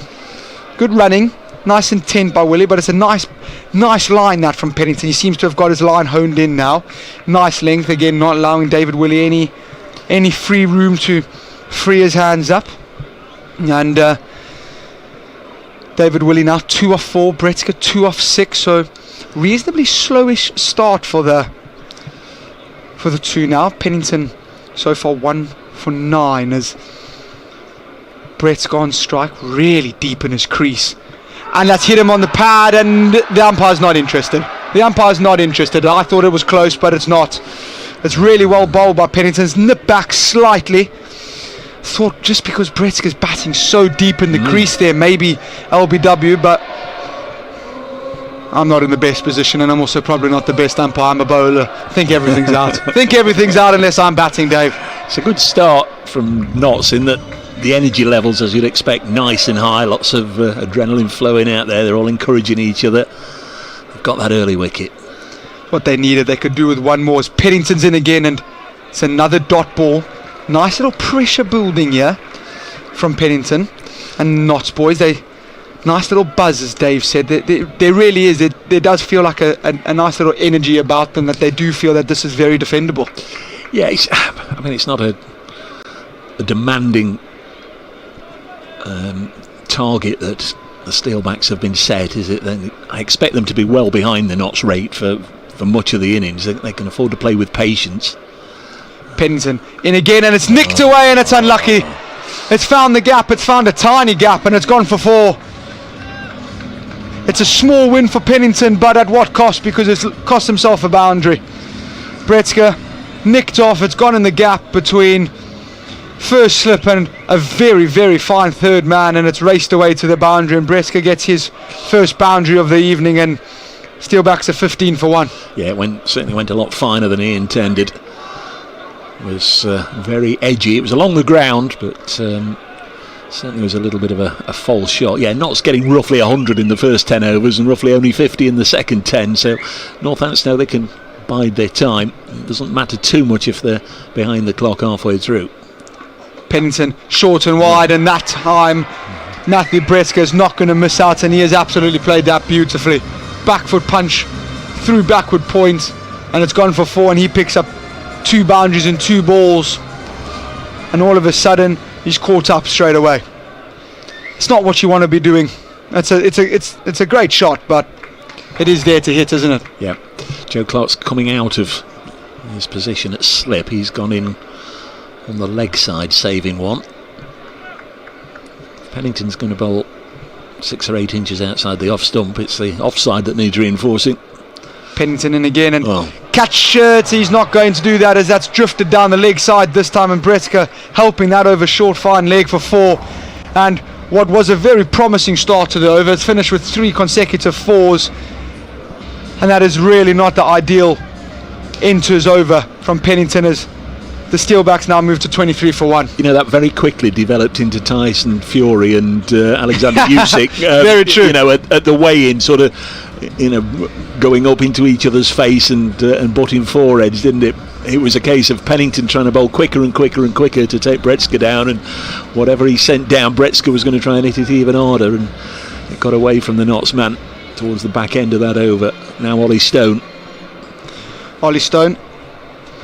someone that also very slippery character, very quick. Did play his career played in Warwickshire before coming to the Outlaws. As he's into the attack now from the Ratcliffe Road end. He's bowling to David Willie, who's punching this to mid-on for a dot. Alex Hale's doing the fielding and throwing it into Tom Moore's.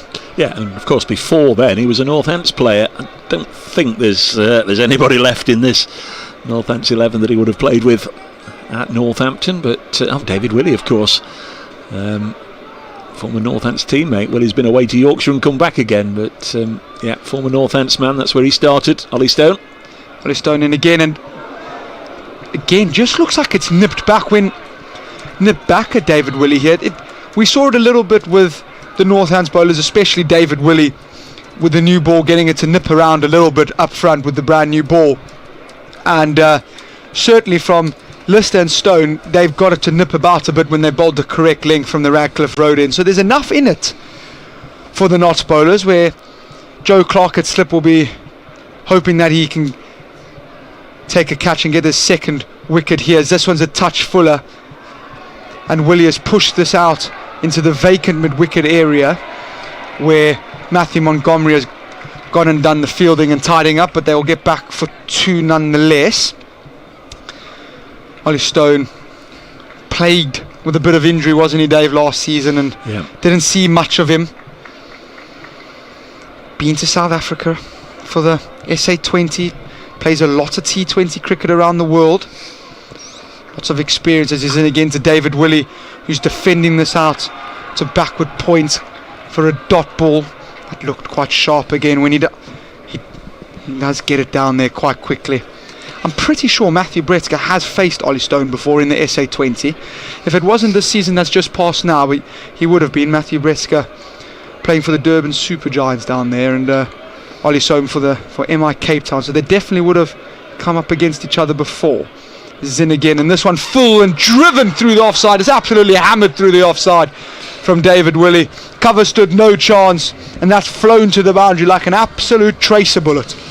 Yeah, it was only about half an hour ago or so. I did say we had David Willie bowling to Ollie Stone, and we'll probably see roles reversed later on. Well, Willie's winning at the moment. Lovely shot through the offside there. 29 for 1 in the fourth.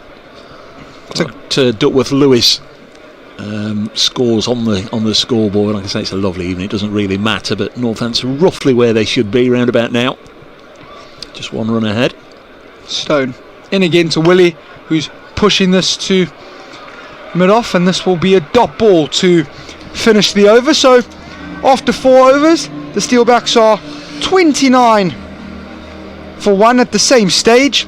The Outlaws were 38 for 1, so Notts a little bit further ahead at the same stage, but we know that they did fall off after the 10 overs. Yeah, Ben Lister's going to change ends and have a go from the Stewart Broad end. His first over was certainly well worth watching.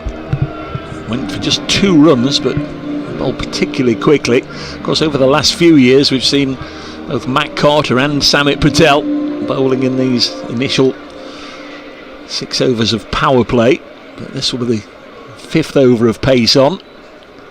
Really is a new look Notts, isn't it? Different sort of dynamics about them. Got 3 out and out real fast bowlers. As Lister in again, and this time Bretzker defending, and a shy at the stumps.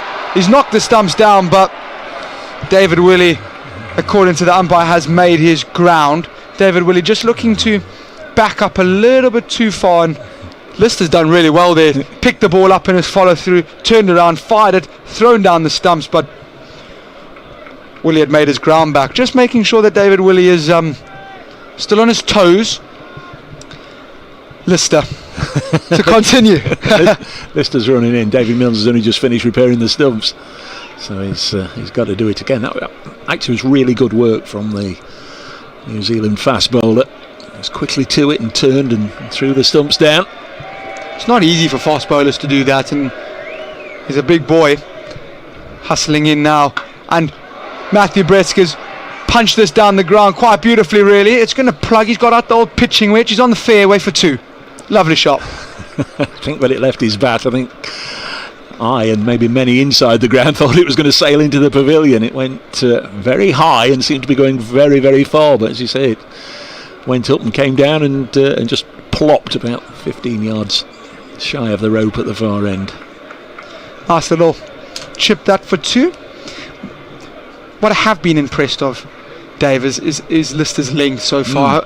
It's been really good as he's in again to Bretzka, and this time is very, very full, and that's great fielding. That is absolutely phenomenal fielding by Joe Clark. He's made a lot of ground. He must have made about 15 yards running to his right, diving on it, and if he didn't, it was probably 4.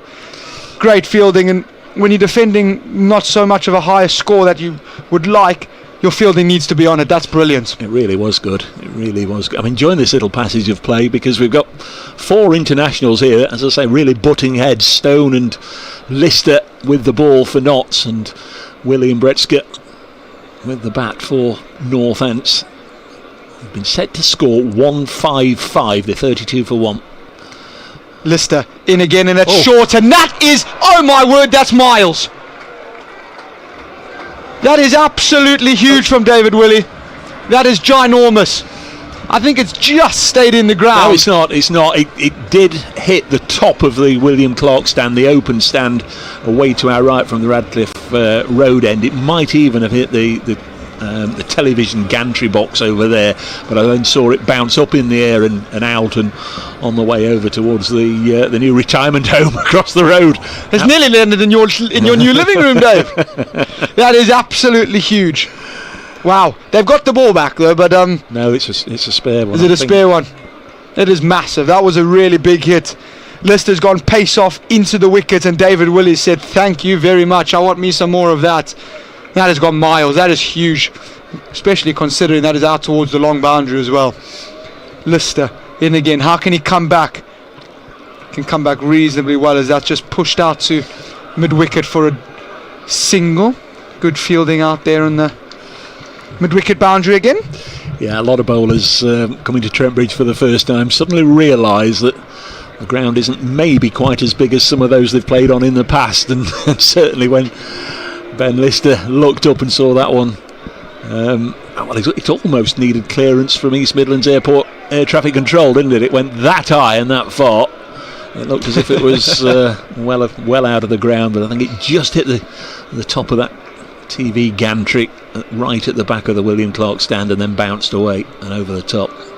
Lister in again, and Bretzka this time he's absolutely smashed that over mid-off for 6. That's a glorious shot. That's an absolutely fantastic shot. Lister just getting his length and line wrong to Matthew Bretzka, and Matthew Bretzka having a little shimmy down the wicket, giving himself room, and he's hit that for 6. It's a great shot, and it's a very, very good power play for the Steelbacks. They find themselves 45 for 1. Yeah, after 5, one more over, and it is going to be pace on. It's going to be Ollie Stone from this Radcliffe Road end here, and almost goes without saying that Notts need a wicket. Ravi Bopara due in next. He steered the Steelbacks over the line last night, very much in the finisher role, made 56 not out. Notts need to get to him and get to him soon. Willie's on strike on 15. Stone bowls to him, and this is drilled away through the offside for 4 more. No protection for Notts with the field in, but a third man and a deep backwards square. This one was drilled through extra cover and away for 4. David Willie on to 19, 49 for 1. Northants. Stone just giving David Willie too much room, too much width, and David Willie just has to swing through the line, and that's flying to extra cover.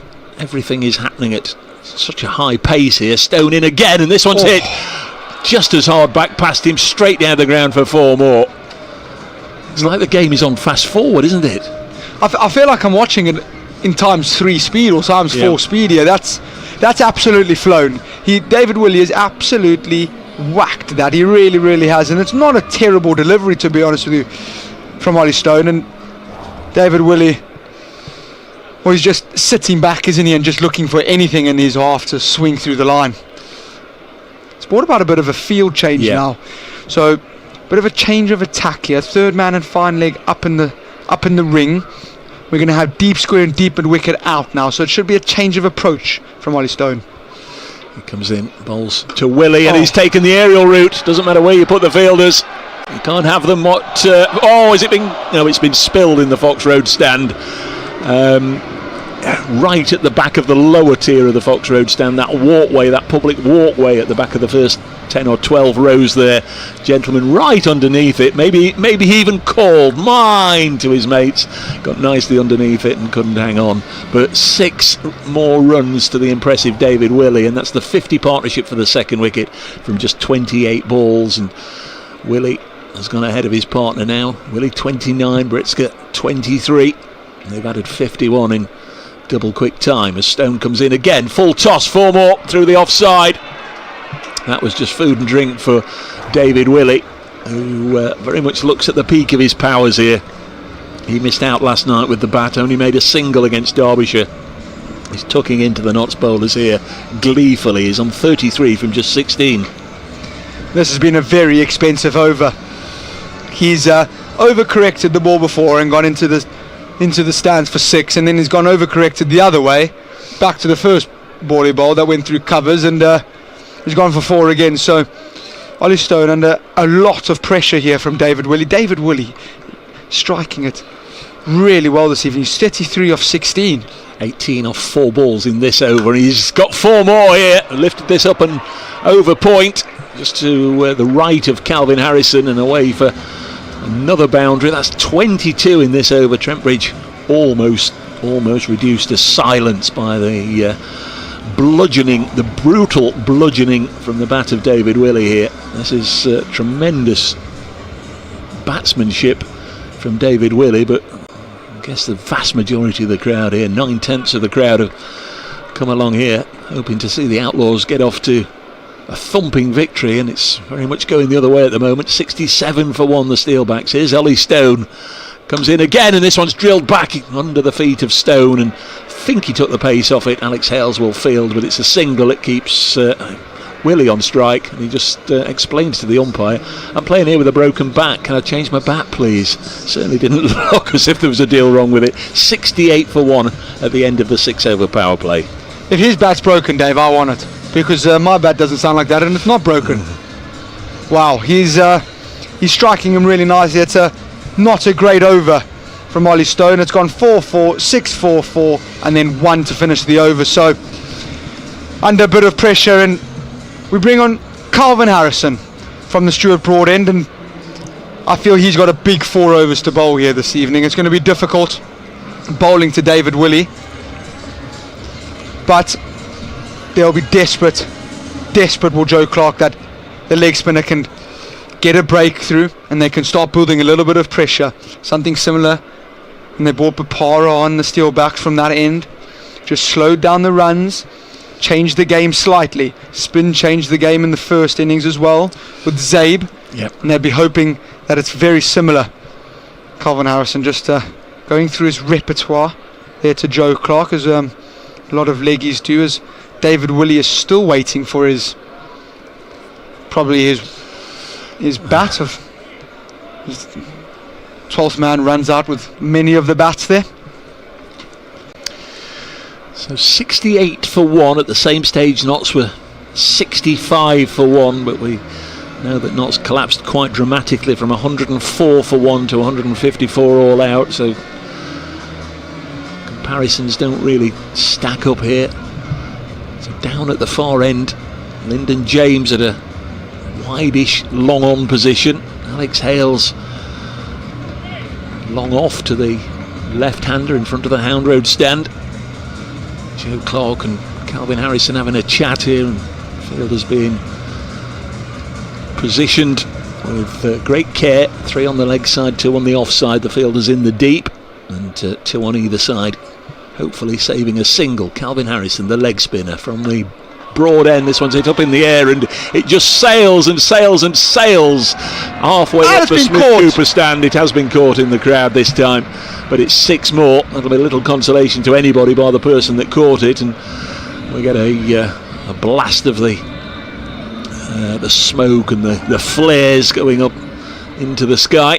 74 for 1. So Harrison, another one to start this evening with a 6, and this next one has been played into the same sort of area, but it's been fielded out there in the deep by Lyndon James, moving to his left from long on, and they come back for 2, and it's 76 for 1, and Willie's motoring towards a really splendid half century here. He's on 46 from just 20 deliveries, and Calvin Harrison 2 balls, 8 runs conceded. He comes in again, the leg spinner, and this one turns past the bat and past Tom Moore's and will disappear down below us for 4 byes, I'm sure.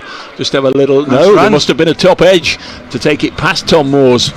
So 4 runs. To be fair, Willie was almost swinging himself off his feet, and he's got a little tickle on that and has got his half century. Maybe the first false shot he's played, but it still brought him a boundary, and he moves to 50 in 25 minutes from 21 balls with 6 fours and 3 sixes. And the captain is taking Northants to their second victory already of the blast, it seems. 80 for 1. Calvin Harrison comes in once more and bowls, and this time Willie mistimes it and just throws his head back in disappointment. 80 for 1. Bretska has been passenger. He's had a watching brief at the non-strikers end lately. He's on 23 from 15. Not that he's going slowly, but just can't get on strike at the moment. There's Harrison in again, bowls, and can't get this one away, David Willie. He wants that other bat back, that's what he wants. I agree. It has to be the bat. It must be the bat. Well, since he's changed bats, he's edged one past the keeper, and then failed to get the next 2 away. 80 for 1. Harrison in and bowls, and a little push into the offside, and Willie's set off, and Bretska doesn't. Lister Fields fires it into Tom Moore's, who breaks the stumps, but David Willie able to get back. 80 for 1 after 7. So still 12 runs from that over, and 35 from the last 2. Apart from Calvin Harrison's first ball that went for 6, it was a good over, but unlucky that the edge has gone for 4. Those things happen, unfortunately, in T20 cricket. We've got a new bowler, Matthew Montgomery, with no Samit Patel and Carter in the team now. Monty is going to be bowling quite a few more overs, I would have thought, as the second spinner. Yeah, Liam Patterson-White was in the 14. I wondered if he might force his way into the 11 this season. Still plenty of time to come. 13 more matches after this one in the group stages, but Matthew Montgomery very much a spinner. Bretska, who drives it down the ground, and Ollie Stone will field. 81 for 1. Only a single, but the trouble with that is it brings a murderous David Willie back onto strike, and he will be eyeing up that short boundary. It is only a chip for him, and if I'm being honest with you, my car could be in danger. We're just playing to the Fox Road side of the centre of the square, and instead he pushes Montgomery to cover, and there's no run. That's well bowled by Monty. Monty knows that he can't afford to go anywhere near his hitting arc. He's bowled that into the deck, away from David Willie's swing. Well bowled. 81 for 1. Here's Montgomery again, passed on by Middlebrook, and this one slammed down the ground. It will find the fence. Just can't quite see a fielder down here below us. They've put all sorts of promotional advertising for the Outlaws down below us. Alex Hales is underneath us. Just can't quite see him, but clearly he couldn't get there, and it goes for 4. 85 for 1. Willie on to 54. There's Montgomery bowls again, and this was pitching certainly outside leg, and Willie frustrated that he can't get it away. He's the top scorer in the game. Jack Haynes made 51 for Notts. Willie's gone past him now with that boundary. 2 balls left in the over. Montgomery hides the ball behind his back and then comes in and bowls, and Willie just pushes it into the offside straight to Joe Clark and bellows out no to his partner. Well bowled again. Really well bowled from Monty. Just needs to get out this over. It's been a good over so far. It's the final ball coming up, and Willie will take a single, so he'll keep strike again. 86 for 1 after 8. At the same stage, Notts were 83 for 1. We will do the comparisons, obviously, but Northants very, very, very much on top here. They're going along at nearly 11 and over when they only need 5 and over or so from here on in to record their first T20 victory at Trent Bridge. Their 8th attempt. Not over the line yet, but well on their way. Calvin Harrison going to be bowling to Matthew Bretska. Be a nice little match-up. Bretska likes to go over extra cover quite a lot, so it'll be very interesting. Calvin obviously has not bowled to him yet and will not be bowling to him, as he's still bowling to David Willie, as you just feel that you just want to get him off strike here. Let him have a 1 and bowl to the right-hander. Went for 12 in his first over, Harrison, and this one slammed down the ground. Alex Hales is on the rope and looks behind him to see exactly whereabouts it's going to land in the Hound Road stand. Somebody there has thrown it back the very back rope. Gentleman in a red and white jacket lobs it back to Alex Hales. So another over this evening starts with a maximum 6 runs to David Willie, who's motored on to 61. 63 more required. Can he get 39 of them? He's got 6 more here. Let's get this onto the leg side, and it sails over Will Young. Back-to-back 6s. Tom Moores from behind the stumps has rushed all the way down to the other end. Just have a word with Calvin Harrison, just to reassure him he's got a few mates out there, because there's nobody else anywhere near him. They're as far back as they are allowed to be. 5 on the ropes and the others on the fielding circle. That's good from Tom Moores. Just go and have a little word with him. 98 for 1. Over begins 6-6. 6. That's 3 in a row, and that's gone probably the biggest of the lot. Oh, and again it's been spilled, this time in the Smith Cooper stand, about 5 or 6 rows deep, and David Willie pretty much helping himself at the moment, and Notts looking collectively off the pace this evening. They had a good first 10 overs, but since then it's been all the Steelbacks. It's very much been a match dominated by Northamptonshire, who, again, worth repeating, they had a game last night. Some of them had a little bit of time out there with the bat. The bowlers had a bowl last night. The fielders had a run around in the field. They've got a game in their system. Harrison bowls, and this is 4. That's 4 in a row, is it? It is. That's 4 in a row. Harrison's gone for 4 in a row. We just had to wait a moment there, because there was a lot of hang time, as they like to say in some sports. A lot of hang time, and we knew it wasn't going to be caught.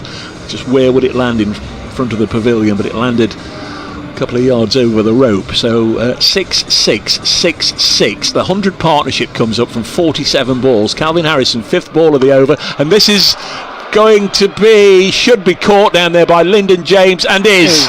And Harrison gets his man, and David Willie, bidding for a 5th, 6th in the over, falls, and Notts, well, collectively they're going to celebrate with Calvin Harrison and Lyndon James, but David Willie, what a knock that was. 79, his fun comes to an end after just 34 balls, and he's hit 7 4s and 7 6s, and that is one of the most destructive T20 innings I've seen here for quite some time. And Trent Bridge, they know the cricket, they love the cricket, they're very fair about their cricket here.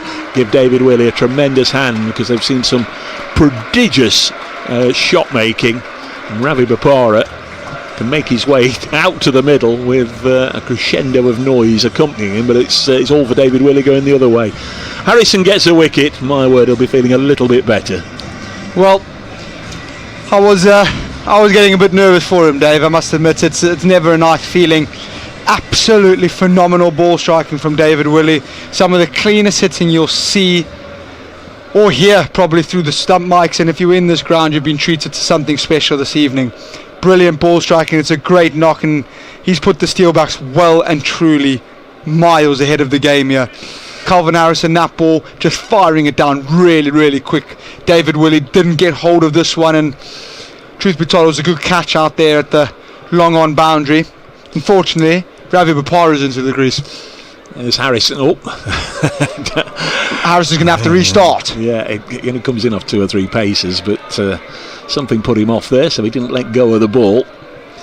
Bopara Right-hander, of course, on strike, and he's away first ball, cutting it out into the offside, and gets a single. So the over ends on Nelson, 111 for 2. Calvin Harrison, 2 overs, 1 for 37. Went for 25 in that over. But just to reflect back on that over, David Willie, tonight when his head hits his pillow, is going to be ruining the fact that he didn't hit that one just a little bit further. It was there to hit, as the others had been. 6 sixes in an over, as we know, very, very rarely comes around. He had a great opportunity there. He did, and I agree with you. It was in the slot as well. Just hasn't got hold of this one. He's hit it a bit too high, but he was well on for 6 sixes there, and you never know the way he was striking. I thought that it was probably the most likely to ever happen that I would see in a game live. We've got Ollie Stone now back into the attack.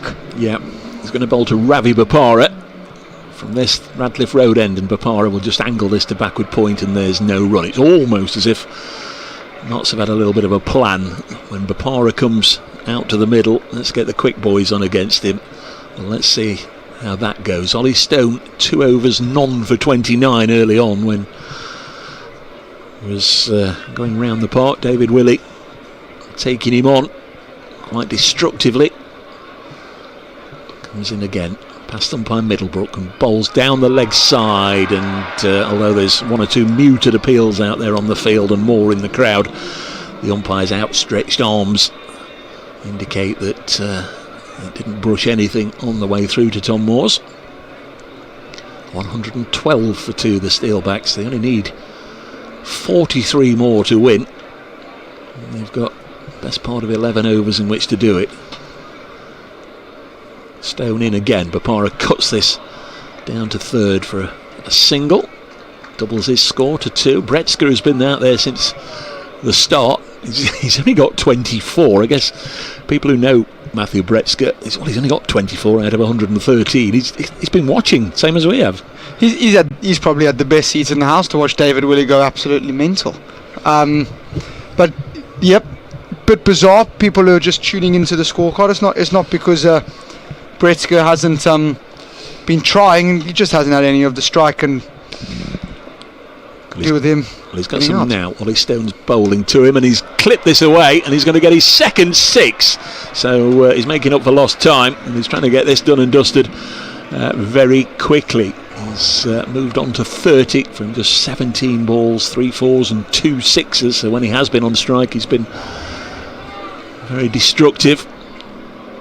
This Northants side, they've fancied themselves to go well this season. Of course, all 18 county sides have probably said the same in the lead up to the start of the competition. Stone in again, and this is run to backward point, and there's no run. Notts in action tomorrow. It's a double header at Edgbaston tomorrow. Derbyshire for the second year running, they've sacrificed a home game to take part in that double header at Edgbaston tomorrow. Derbyshire playing Leicestershire at 2:30, and then Notts play Birmingham Bears at 6:30. Here's Ollie Stone. Bouncer, and that's okay. Wasn't too high as it goes through to Tom Moores. First result of the evening is in at Worcester. That was a 5:30 start, and Worcestershire Rapids have defeated Lancashire Lightning by 5 wickets. So those two have both won 1 and lost 1 their first 2 matches. Birmingham, who Notts play tomorrow, they're on the brink of defeating Durham. Durham bowled out for 101, Birmingham 72 for 3. Just give you the other score in a moment. Stone bowls here. This is dropped on the leg side by Bretska for a single, so that is the halfway stage, and the Steelbacks are 120 for 2. The same stage Notts were 104 for 1. Just very quickly, the other game in the North Group is at Leicester, where Yorkshire made 151 for 7. Leicestershire look as if they're going to chase that down. They're 123 for 2 after 11. In the South Group, Surrey made 200 for 8. Glamorgan 60 for 3. At Taunton, Essex made 193 for 6. Somerset 95 for 3 after 11. Kent are 205 for 8. They're playing Middlesex at Chelmsford. Middlesex have given up home advantage to play at Chelmsford. Middlesex just starting 6 without loss after 1. And at Hove, Sussex are 5 for 2, having been set 168 to win. The 11th over about to start. Calvin Harrison will bowl it, and Kyle will talk you through it. Calvin Harrison being given his 3rd over of the evening. He will be bowling to Matthew Bretska now. Northam's 120 for 2 after 10. Harrison in, and Bretska just pushing this out into mid-wicket for a single. Good fielding again by Matthew Montgomery out on the mid-wicket boundary to keep it down to 1. It's going to be very interesting now. Steelbacks only needing 34 off 59 with the remaining 8 wickets in hand, but we do know that it gets very, very tight in these group stages, and a lot of the time it comes down to run rate. There's Harrison in again, and defending it back to the bowler is Ravi Bopara, who has been around for absolute years. Done it everywhere he's been as well. Lots of runs, lots of wickets. Will know how to play this exactly. He won't want to let this get too close at all. Cannot just pick up 1 or 2 wickets and put the cat amongst the pigeons as Calvin Harrison's sliding that one through, and Ravi Bopara equal to the task is pushing that one out to long off for another single. Harrison unfortunately on the receiving end of a David Willie onslaught the previous over, where 4 of his balls disappeared to all parts of Trent Bridge. But apart from that, I think he's bowled pretty decently. Calvin Harrison in again to Matthew Bretska, who's pushing this one now out to the cover boundary for 1 run. This over going for 3 so far. Calvin Harrison now into Ravi Bopara. Can he create something special? Ravi Bopara, no he can't. That's a fantastic shot. Ravi Bopara gets on the sweep shot and has swept him into the Fox Road stand for 6. It's a great cricket shot from Ravi Bopara, one we've seen over the years many times. And the Steelbacks are moving along really quickly. That's a great shot. It's a hard sweep, it's a flat sweep. It's gone like a tracer bullet into the Fox Road stand. Calvin Harrison, how does he come back from it? Oh, he's got that one to turn and bounce. What a ball that is! I tell you what, that will get me excited. It really. I'm a leggy and I am incredibly biased, but that would get me excited. But too little, too late, as the Steelbacks are 129 for 2 after 11. At the same stage, it's safe to say that this is where the Knots started to hit a bit of a brick wall. Knots had lost their 2nd wicket now. They were 105 for 2 at the same stage, and unfortunately it just went downhill from here for them. Very much so. Yeah. If they carried on the trajectory that they were on after the 10th over, we'd be in for a really good game of cricket here. But we never know. Funnier things have happened as Littler into the attack. Can he pick up a wicket here? Can he remove Bretska from the equation? Make it a little bit interesting. 1 or 2 wickets here could just do that. You never know. Littler in to bowl from the Radcliffe Road end. Nice and full Bretska just pushing this down the ground for 1, and they just really don't need to take a risk, do they? They can do this in 1s and 2s. Yeah, you just said we've seen stranger things. I'm not entirely sure I have at this level. No, you're probably right. Seen clutching at straws, Dave. Yeah, seen a side capitulate this close to pulling off a big win. 130 for 2. Victory target is 155, so they need 25 from 53 balls, 8 wickets in hand. Littler into Bopara, who's defending off the front foot for a dot ball, and there just doesn't need to be any intent. No. Well, not intent's the wrong word, but there doesn't need to be any risks taken now. They'll pick up a boundary, they can knock it around, and they can still knock this off inside 6-7 overs, and your run rate goes through the roof. And then they're 2 from 2. I mean, essentially the game's gone. There's almost a case for, you've got your 5 fielders outside the ring. there's almost a case for bringing them in, saving one, make them try and hit over the top. I agree. And that's just pushed out to mid-wicket for a single now. And that's all they will do. Yeah. That's all that they need to do as well. They'll, Ravi Bopara, Mr. Experience in this situation. Ridiculous amounts of T20 games he's played, and how many times will he have found himself in this situation over the years where he knows exactly what to do. Just tick it over. They need 24 or 51 balls. They can afford a few dot balls. No risks need to be taken, as that helps. That really does help. Bretska looking to force the issue, tried to drive it, nicked it away, pass short third man for 4. Tell you what, when it's your day, everything goes your way, and that is another boundary for Bretska and another boundary for the Steelbacks. Littler, to be honest, has not done much wrong there. He's bowled a good ball, and unfortunately he's been nicked away for 4. The Steelbacks are 135 for 2. They require 20. Yeah, it went very, very quickly. Of course, there's no slips. It probably went through a line of third slip in any case. Raced away very, very quickly for 4. Littler back in to Bretska, very full. And this is just pushed out to the mid-wicket boundary again for another single.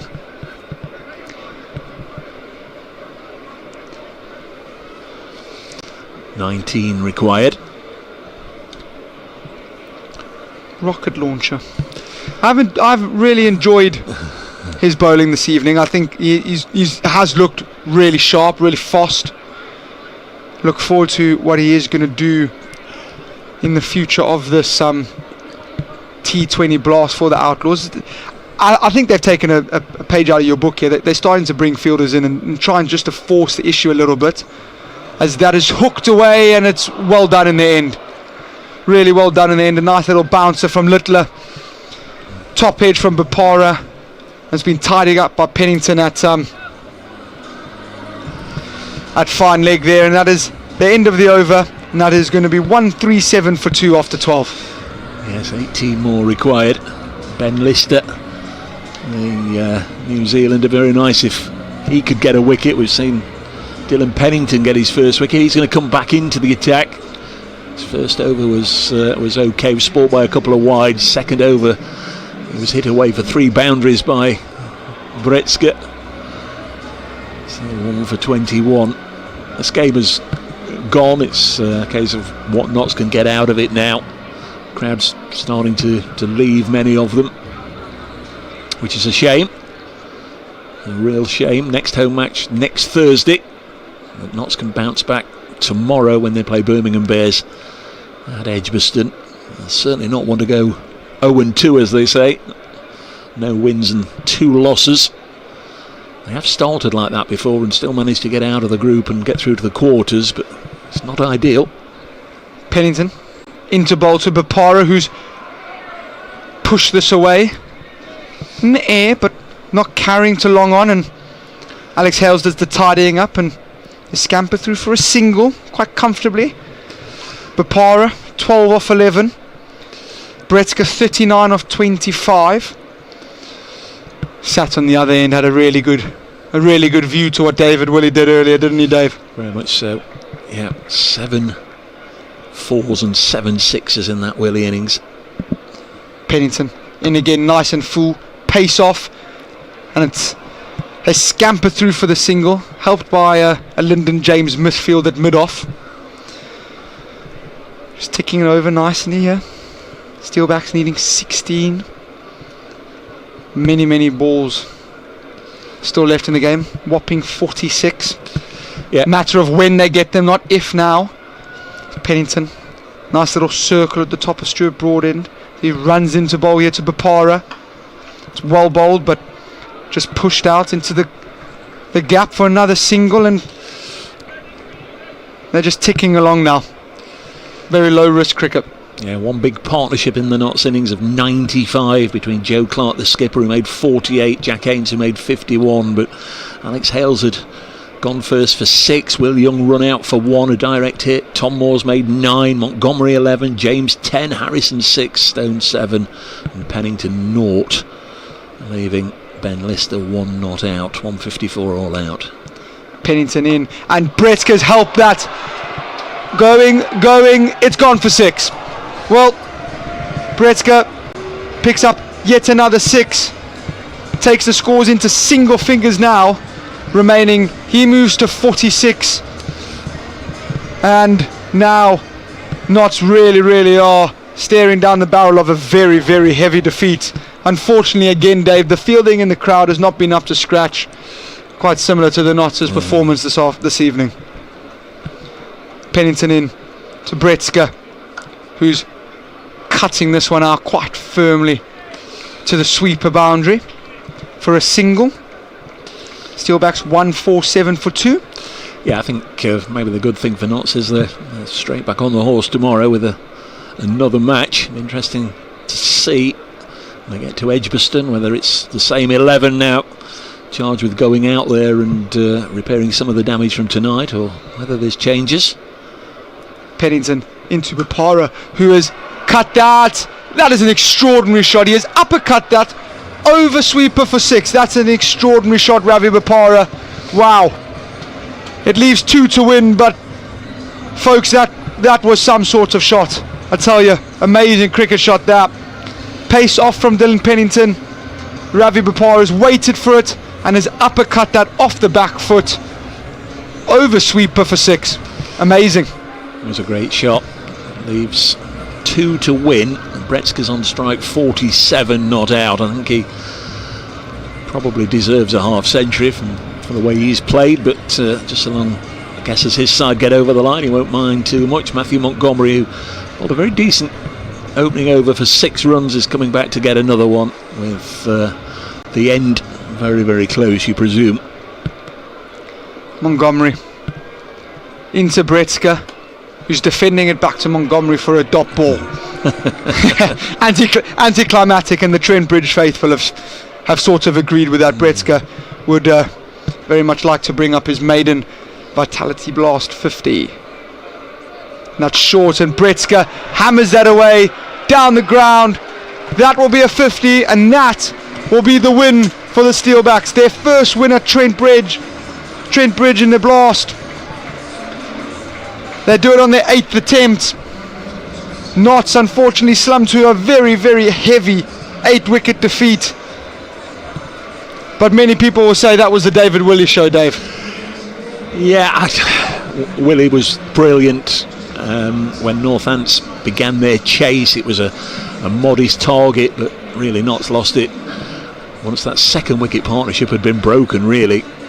To go from 104 for 1 after 10 overs to not even bat the innings out, let alone the fact that they only scored 50 runs for those last 9 wickets. That was bordering on criminal. As we say, Alex Hales, who had a relatively modest campaign to say the least last year, he's only going to be around for the first 8 matches before he goes off to play in Sri Lanka. He's not started well. He made just 6, caught behind from the bowling of Wetherall, then a really nice partnership of 95, put Notts very much in the box seat at the halfway stage. From 104 for 1, you know, just be careful, just be sensible, just play properly. But Joe Clark got out, a catch on the boundary, another couple of feet of height, and it would have gone for 6, and who knows what Notts would have got. But once Clark went, and straight away a run out, a push straight to David Willie from Will Young. It was a brilliant bit of fielding from Willie to get there, scoop it up and throw down the stumps all in one move. Tom Moores hit a 6 and then out. He was in and out very quickly, and from then on it was a repair job. You just hoped that Jack Haynes could stick around, but he got to 50 and then he got out, and it just went wicket towards the back end. George Scrimshaw just polishing it off in the last over. 2 wickets in 2 balls, didn't get the hat trick, but no matter, he still got his 3rd wicket, and that was it. Notts were done. 4 balls left unbowled, 154 not out. Notts needed a fast start. They got the early wicket of Vasconcelos with Dylan Pennington taking the wicket, but Bretzker by then had already stamped his class with a 6 before handing it over really to David Willie, and Willie did his stuff. 79 from 34 balls, 7 4s and 7 6s, and if you weren't with us, his innings ended in a Calvin Harrison over which went 6 6 6 6, and then a catch in the deep. He was 8-10 yards in from the rope by Lyndon James as he was trying to hit his 5th 6 in a row. That brought Ravi to Bapara to the crease, and Bapara 19 not out from 30. Bretzka got his half century, 51 not out from 30, and Northampton have won their first game, and they've got their campaign off to a splendid start. Notts are playing catch up already. They are indeed. Bit disappointing. I think everyone there in the dressing room will also feel that, the start that they got, 104 for 1 after 10, after being put into bat by David Willie, Joe Clark would have bitten your hand off for it. And unfortunately, as you said, they've slumped to a mere 1-5-4 all out, and not even bowled the overs, and not even batted the overs, I beg your pardon. So, not great, but you're right, they're back on the horse again tomorrow. It gives them the best opportunity just to shake this one off, use it as a warm-up game, get the cobwebs off, for want of a better word, and go again against the Bears at Edgbaston tomorrow, which is exactly what they'd be looking to do. Games in the South Group still going on, many of those 7 o'clock finishes, but in the North Group, I mentioned Worcestershire have defeated Lancashire at New Road, so Worcestershire have won 1, lost 1, Lancashire have won 1, lost 1. Leicestershire have defeated Yorkshire. Leicestershire didn't play last night, so they've started with a win, but Yorkshire have won 1 and lost 1, and Birmingham Bears, who didn't play last night, have beaten Durham, so Birmingham are 1 win and go into the weekend to play their second match against Notts tomorrow, and Durham have started with 2 defeats, so it's all fairly tight. Of course, Derbyshire didn't play tonight, they were the other team in the North Group, so only Northampton have got off to a played 1-2 start at this stage, although of course Birmingham could do that tomorrow, so could Leicestershire, who play their second games tomorrow. But hugely disappointing here at Trent Bridge. Earlier in the day, the Blaze continued their fine start in the Charlotte Edwards Cup, defeating Central Sparks, so they are 4 wins out of 4 and top the table. But Notts Outlaws, still 13 games to go, certainly no time to panic, no need to panic, and I'm sure Peter Moores and Joe Clark won't be panicking just yet, but it'll be interesting to see what they do tomorrow night. Luke Fletcher and Liam Patterson-White were in the squad for this evening. Potentially, if there's to be changes in the bowling lineup, then they could come into the equation, and young Ben Martindale, he was the spare batter tonight. May well be that they'll go same again, but I guess a lot of that will depend on getting to Edgbaston and having a look at the wicket. And of course, they're the second game tomorrow, so it will be a used surface. But from what we've seen this evening, maybe Notts will need to mix it up a little bit, Kyle, in the power play. They went with the 3 quicks, all having 2 overs apiece. It was pace, and like I said, it was like 2 rams butting heads, wasn't it, at the start, with Bretzka and Willie. As fast as you want to bowl, we're going to try and hit you away even harder. I agree. It's almost like as fast as it went down, the faster it disappeared. I thought Lister bowled quite nicely. I thought he was the pick of the bowlers with the new ball. I thought he had good skills. And then I just think as soon as David Willie came in and got going, they could have done with changing it up, maybe bring on a bit of spin a bit earlier, try something different, try something new, which is going to be something that they will have a chat about in the changing room this evening after today's game, and have a look at maybe implementing that at Edgbaston tomorrow against the Bears. Thanks very much, Kyle. More from Kyle through the tournament. You're not at Edgbaston tomorrow, you'll be playing for Wollerton. Good luck tomorrow. I'll be at Edgbaston. 6:30 start, another match on BBC Radio Nottingham tomorrow. Lucy Hyam, who was part of the Blaze winning side today, will be with me. We'll hand back to Adam at just after 9 o'clock here at Trent Bridge. Not many left inside the ground, actually. Normally the players come out and they stand around and they have their photos taken and the autographs, but looking at the far end, there's lots of stewards there with the rope, and hardly anybody has hung around. In fact, there's a few youngsters just making their way round, being kept behind the advertising boards, so I'm sure the players will come out and do that. Disappointing start for Notts, long way to go in the competition yet, but certainly food for thought tonight. They've been well beaten for the first time at Trent Bridge by a Northampton Steelbacks side. Notts made 154 all out, Steelbacks 157 for 2. We leave you from Trent Bridge with the news that Notts have lost this opener to this year's T20 Blast campaign by 8 wickets.